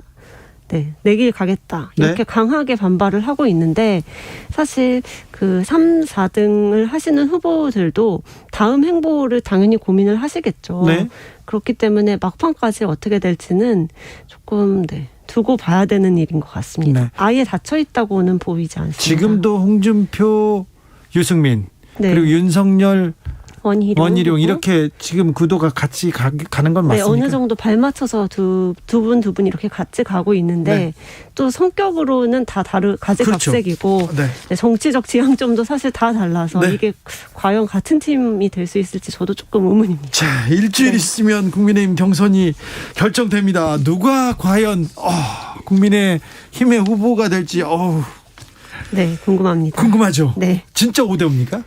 제 마음속에서는 51대 49가 있는데 네. 차마 말씀드리기는 조금 어려울 것 그럼 같고 말하지 말고 네. 따라잡았어 유지했어 그 얘기만 해주세요. 아무래도 그 바람이라는 게 바람 알겠어요? 네. 알았어요. 어떨지. 바람. 네. 네. 바람. 네, 알겠습니다. 여러분들 잘 알아들으셨죠? 지금까지 기자들의 수다 한결의 김민아 기자였습니다. 네, 감사합니다. 교통정보센터 다녀오겠습니다. 공인혜 씨. 네, 이 시각 교통정보입니다. 먼저 서울 시내 퇴근길 상황인데요. 한강 주변으로 일찍부터 정체가 시작되면서 현재 올림픽대로 공항 쪽 잠실부터 가양대교까지 막혀 있는데 이 사이 영동대교 부근 3차로와 동호대교 조금 못 간 4차로에서 각각 추돌사고 발생했습니다. 더 가서도 한강대교 부근 5차로에 고장난 차가 서 있는데요. 이 때문에 공항 쪽 잠실대교부터 시작되는 정체 구간 통과에만 1시간 30분이나 예상되고요. 고속도로에선 오늘 영동고속도로 인천 쪽 경기 수도권의 교통량이 무척 맞아서 모두 40km 가까이 정체가 이어지는 가운데 덕평에서 용인 휴게소 사이와 동수원부터 반월터널 쪽으로만 28km 구간이 막혀 있습니다. 수도권 제일순환선 일산에서 판교 쪽도 거의 전 구간 속도 떨어지면서 일산에서 송내 사이 20km 가까이 정체되고요. 부산 쪽 경부고속도로 남북권인 북대구 부근 3, 4차로에서 사고로 인한 정체가 무척 극심합니다. 금호 분기점부터 4km 구간 여파받습니다. KBS 교통정보센터였습니다.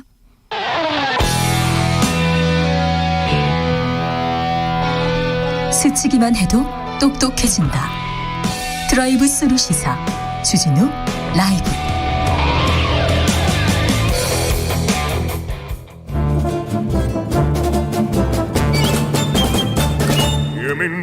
여기도 뉴스 저기도 뉴스 빡빡한 시사 뉴스 속에서 가슴이 답답할 때 뇌 휴식을 드리는 시간입니다.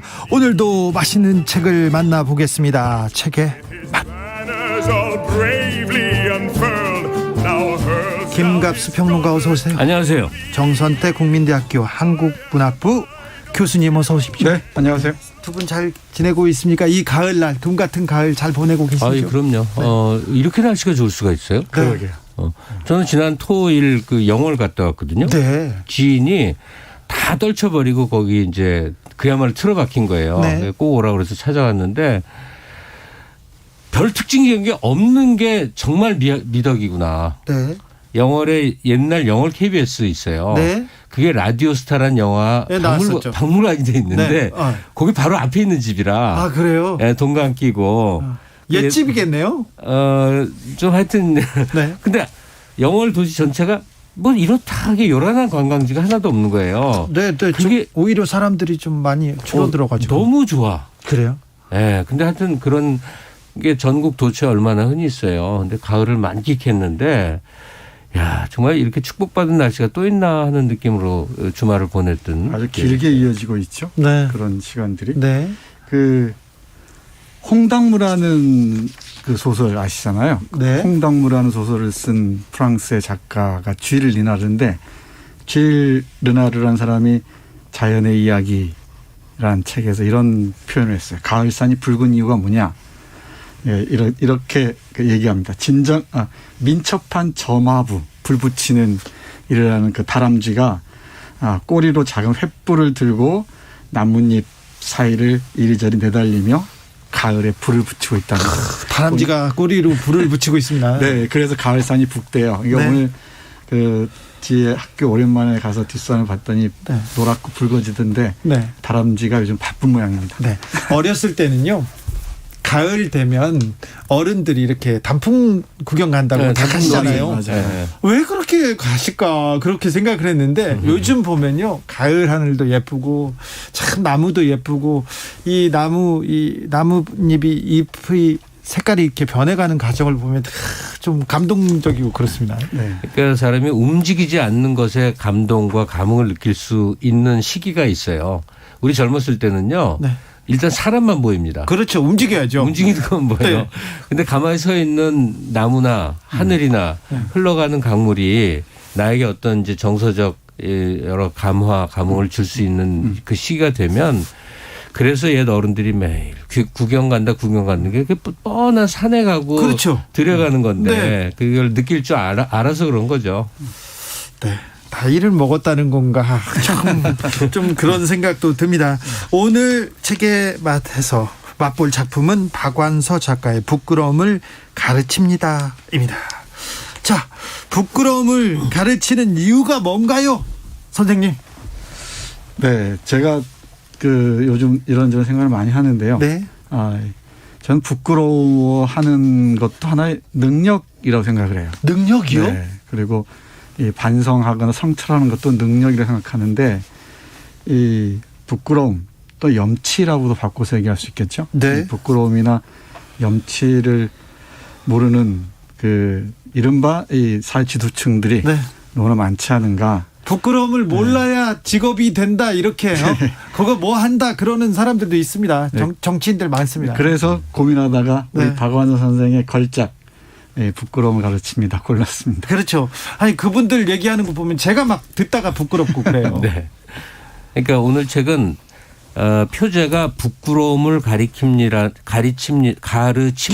네. 인 박완 선생의 단편 모음집이고 네. 그 모음집 안에 바로 이 동명 표제의 작품이 하나 들어있는 거고 네. 오늘 그 작품을 소재로 해서 부끄러움에 대한 얘기 이렇게 네. 펼쳐볼 생각입니다. 네. 일단 책으로 이렇게 좀 들어가 볼까요? 네. 이 화자는 나입니다. 한 40살쯤 된 것 같죠? 이 세 번째 결혼을 한 사람이에요. 근데 남편들이 다 그냥 소각하죠.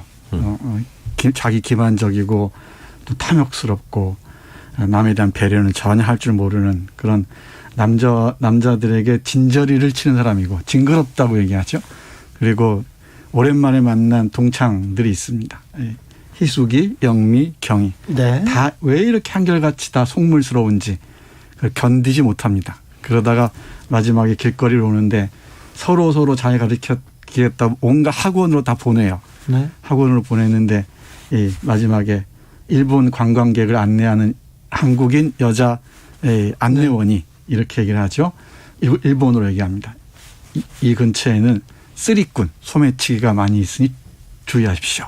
그 말을 듣고서 부끄러움의 얼굴이 화투 달아오르고 부끄러움을 가르칩니다라는 말을 이 플래카드를 간판을 내걸고 가르쳐야겠다라고 얘기하는 줄거리입니다. 네. 재밌어요.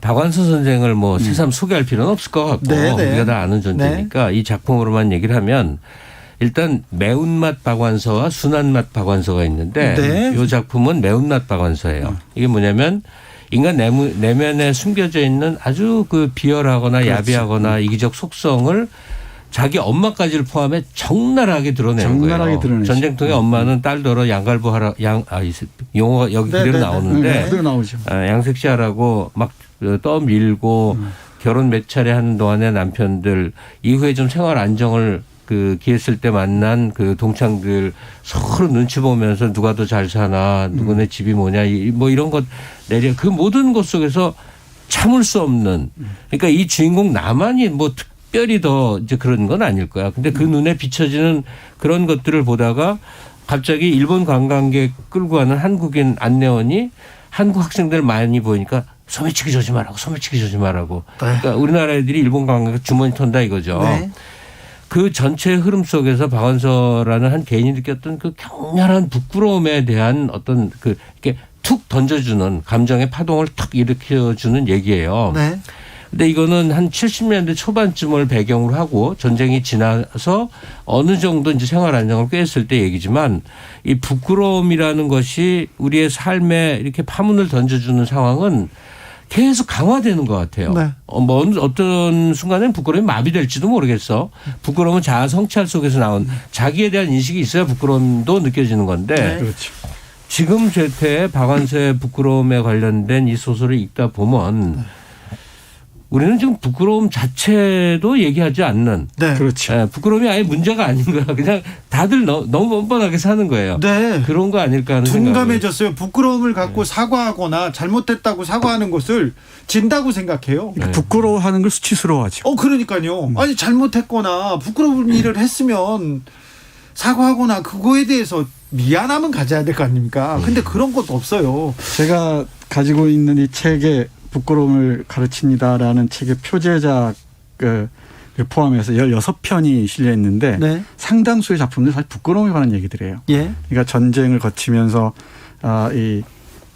돈이 만능의 신이 된 세계에서 살고 있는 사람들이 네.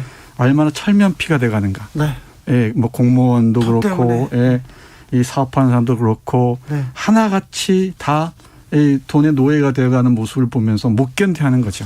그걸 박완서 선생 한마디로 징그럽다 그럽니다. 징그럽다. 네. 징글징글하죠. 네, 징글징글하다 그럽니다. 네. 3031님께서 우와 여기 영월입니다. 김갑수님 금강정 다녀가셨군요. 아, 네. 반갑습니다. 로렌초테 메치님께서 돈에 환장하면 뭔 짓을 못하나요? 로렌초테 메디치는 돈에 환장해서도 아름다움을 위해서 엄청 그렇죠. 아름다움을 위해서 큰 일을 하고 갔습니다.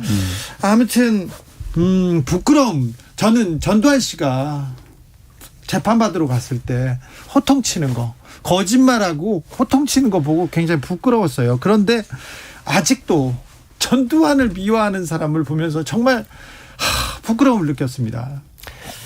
그 수치의 감정, 부끄러움을 느끼는 그 국면들이 사람마다 다 다를 텐데 저도 참 최근에 정말 포털에서 그걸 읽다가 그냥 정말 싸했던 그 일이 있는데 저 하나 말씀드릴게요. 우리가 네. 경쟁을 한다 하더라도 최소한도의 선이 있어요. 그건 뭐냐면 상대를 아무리 악마로 몰아간다 하더라도 자기 자신도 뒤돌아보면 인간의 보편적 속성이 있어요. 근데 지금 대선 국면에서요. 한 정치인, 대선 후보들끼리 이제 막 서로 물고 싸우는 거야. 그건 당연하게 보는데 이렇게까지 나가는데 수치스러움도 모르는구나 하는 게 한 대선 후보의 부인이 다른 대선 후보를 향해서 사이코패스니 소시오패스니 이런 말을 내뱉습니다. 네. 그것도 직업이 의사라는 사람이. 소시오패스라고 했습니다. 네. 근데 이거는 제가 전통 미덕까지 따지지 않겠어요. 이 후보 당사자들끼리는 막 싸워도 그 배우자 아내는 상대를 칭찬하는 게 우리의 미덕이었어요. 김영삼과 김대중이 죽어라고 싸우지만요. 그 부인들은 언론이 마이크를 들이대면 아유 상대부님 점잖으시고 이렇게 좋은 말을 합니다. 그게 세상의 평화를 유지하는 질서의 축이고 사람의 염치들인 거거든요. 와, 근데 상대적으로 젊은 후보와 그 젊은 후보의 부인이 이렇게 드자비를 하고 나오고 그래서 천박함은 교육으로도 해결되지 않고 그 사람의 학위로도 해결되지 않고 그 사람의 사회적 명성으로도 해결되지 않는 문제구나. 정말 수치스러움을 느꼈어요. 우리 남편 잘 돼야지 하고 바라는 마음이 있는지는 모르겠으나 그렇게 극악스럽게 나와야 되는가. 상대 후보에 대해서 그 배우자가 그렇게 팔걷어 붙이고 험한 말로 나오는데 우리 사회에 누구도 어른스럽게 그걸 타이르거나 야단치지를 않고 있어요. 이건 정말 잘못된 거죠. 네. 참담하죠. 네. 너무나 천박스러운 그 행태. 뭐 대단한 대학을 나오고 뭐 의사 면허가 있고 이거는 그 천박성을 덮어줄 수가 없는 거예요. YJ님께서 미안합니다. 감사합니다. 그 한마디 쉽게 못하는 사람도 너무 많습니다. 공감 능력 제로인 사람들 말입니다. 이렇게 얘기합니다. 그 싸울 때 싸우더라도 이 품격 있는 싸움이라는 게 있지 않습니까? 네. 이 품격 같은 건 다 때려치고 뭔가 성취하기 위해서는 무슨 짓이든 할 수 있다라는 발상. 그게 부끄러움을 묻어버린 사람들의 행동 방식이 아닌가 싶어요. 근데 선생님들 근데 이 세상이 점점 더해가요. 세게 얘기하면 오 잘한다 박수 치는 사람들이 있고요. 그래서 표가 나오기도 하니까 그냥 극단으로 가는 거죠. 그래서 이 프로가 중요합니다. 그렇습니다. 네, 이 꼭지가. 제가 오늘 버스 타고 오는데 153번 버스 기사님께서 주진우 라이브를 틀어놓으셨더라고요. 그렇습니다. 그래서 KBS 1라디오 주진우 라이브가 중요합니다. 여기 지성이 있는 사람들이 다 있거든요. 김기현님께서 우리 대한민국의 부끄러움은 오직 정치판. 국민들은 부끄러운 짓 안 했잖아요. 아이고 얘기합니다. 김영민님께서 아이고 이재명 부인은 점잖았냐 이렇게 얘기하고 있습니다. 남의 이게 손가락질하지 말고 조금 돌아보고 나의 부끄러움을 좀 생각해보자고 지금 저희들 이야기하고 있습니다. 자, 부끄러움하면 또 빼놓을 사람이 없습니다, 선생님. 네, 빼놓을 수 없어요. 제가 생각하기에는 많이들 모르시던데. 왜 모르죠? 네, 한국 시사의 우뚝한 봉우리라고 하죠. 네. 이 서정주 시인이 있습니다. 다들 아실 텐데. 이만큼 시 쓴다는 사람이 없었다고 얘기하죠. 네. 그런데 일제 말기에 이 맞소 오장 송가라는 친일시로 아주 유명하죠. 네. 근데 이승만, 박정희, 이 전두환을 거치면서 이 권력에 아주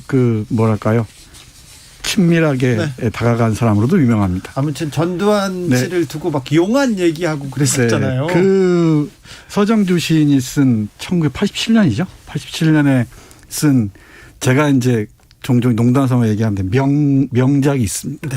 국화협회서보다 더 훌륭한 명작인데 이게 이 전두환 대통령 각하 탄신일에 드리는 송시입니다. 이 57주년 57살 57번째 생일날에 드리는 시입니다. 제가 민망하지만 그러니까 서정주 시인이 전두환에게 바치는 송시인 거죠. 송시입니다. 부끄럽고 민망하지만 읽어보겠습니다.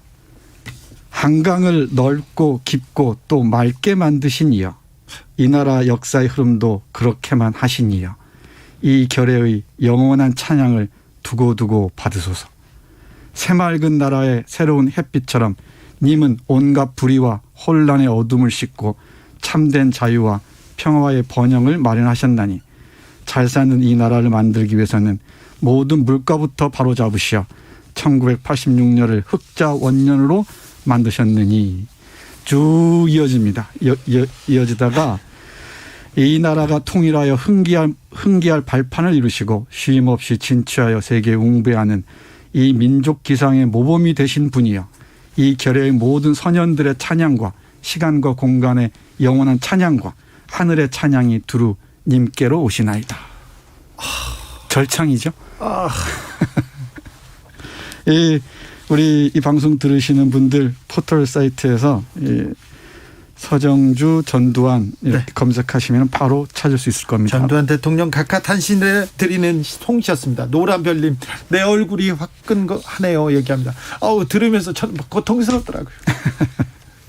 제가 부끄럽습니다. 제가 대신 사과해야 되겠어요? 네, 이 시를 소개한 제가 사과드리겠습니다. 그러니까 우리 경우를 보면 일제가 나라를 점령해서 강점을 하면 그걸 또 권력이라고 믿고 열심히 이제 충성을 다루고 따르고 또 군사 쿠데타가 어떠한 경우에도 이제 그런 분들이 한 역사의 흐름을 흘러왔어요. 근데 문제는 그분들이 제대로 응징된 바도 없고 또 그것이 굉장히 수치스러운 행적이었다는 사실 자체가 굉장히 많이 가려져 있죠. 그러니까 임종국 선생이 친일문학론이라고 해서 굉장히 많은 걸 파헤쳐 놓았음에도 불구하고 제 경우에도 그 대학원 시절에 한국에 아주 굉장히 너무나 유명한 그분이 그 신문 기고를 하는데 일경에 쫓겨 다니던 뭐 시절 이거 젊은 추억에 이걸 써놨어요. 쉽게 말해서 자기가 항일 독립운동을 하느라고 일경에 쫓겨 다니는 초조한 젊은 시절의 얘기를 굉장히 길게 이제 신동아에다 쓴 거를 읽었는데 제가 그분이 얼마나 친인적인 글을 썼는지를 다 읽었거든요. 그러니까 이런 이율배반은 도대체 어떻게 설명을 해야 되느냐. 그분이 너무나 유명한 분이에요.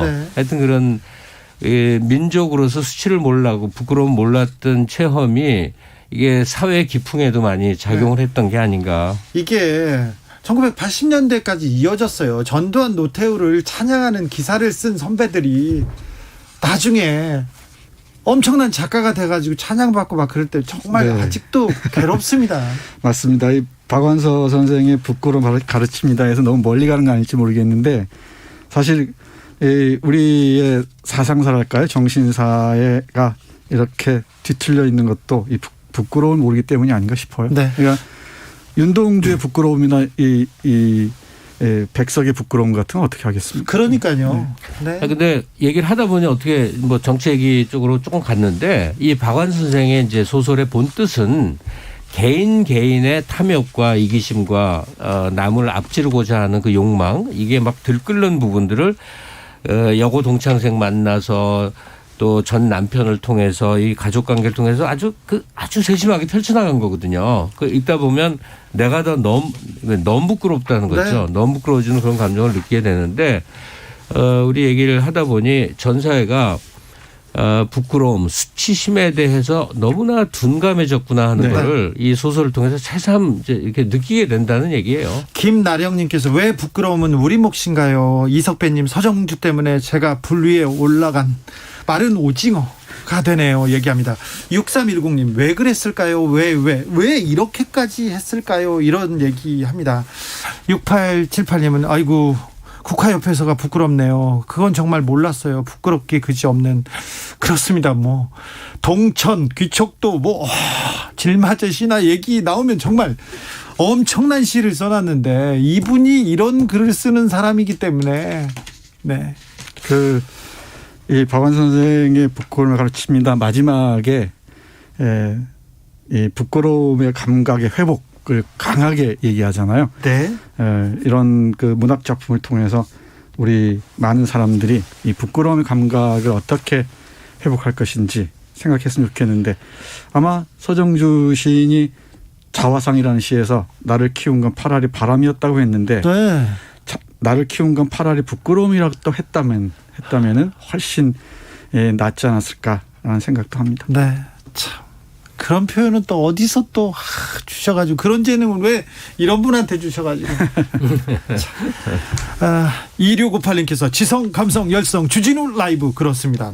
사나님께서 돈 없는 것만이 유일한 부끄러움이 되는 대한민국이 되고 있습니다. 안타까운 일입니다. 그렇죠?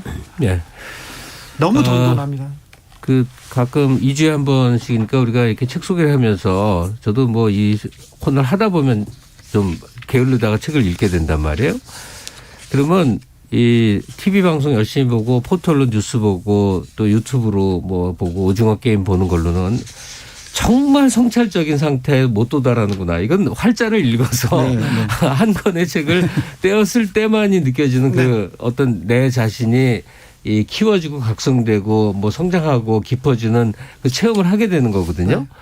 이제 우리는 이 활자를 통해서 독서를 하는 그 책을 읽는 풍토가 거의 정말 사라지다시피 하는 세상을 살고 있어서요. 세상 부끄러워집니다. 네, 요즘 책 읽기 참 좋습니다. 그렇죠. 가을이 책 읽기 최고 좋은 계절이죠. 네, 알겠습니다. 오늘도 감사했습니다. 김갑수 평론가님 그리고 정선태 교수님 감사합니다. 네, 고맙습니다.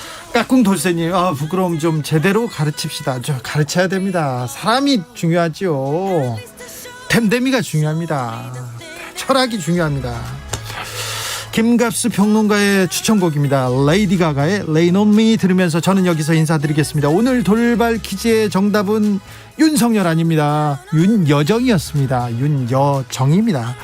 자, 저는 내일 오후 5시 5분에 돌아오겠습니다. 지금까지 주진우였습니다.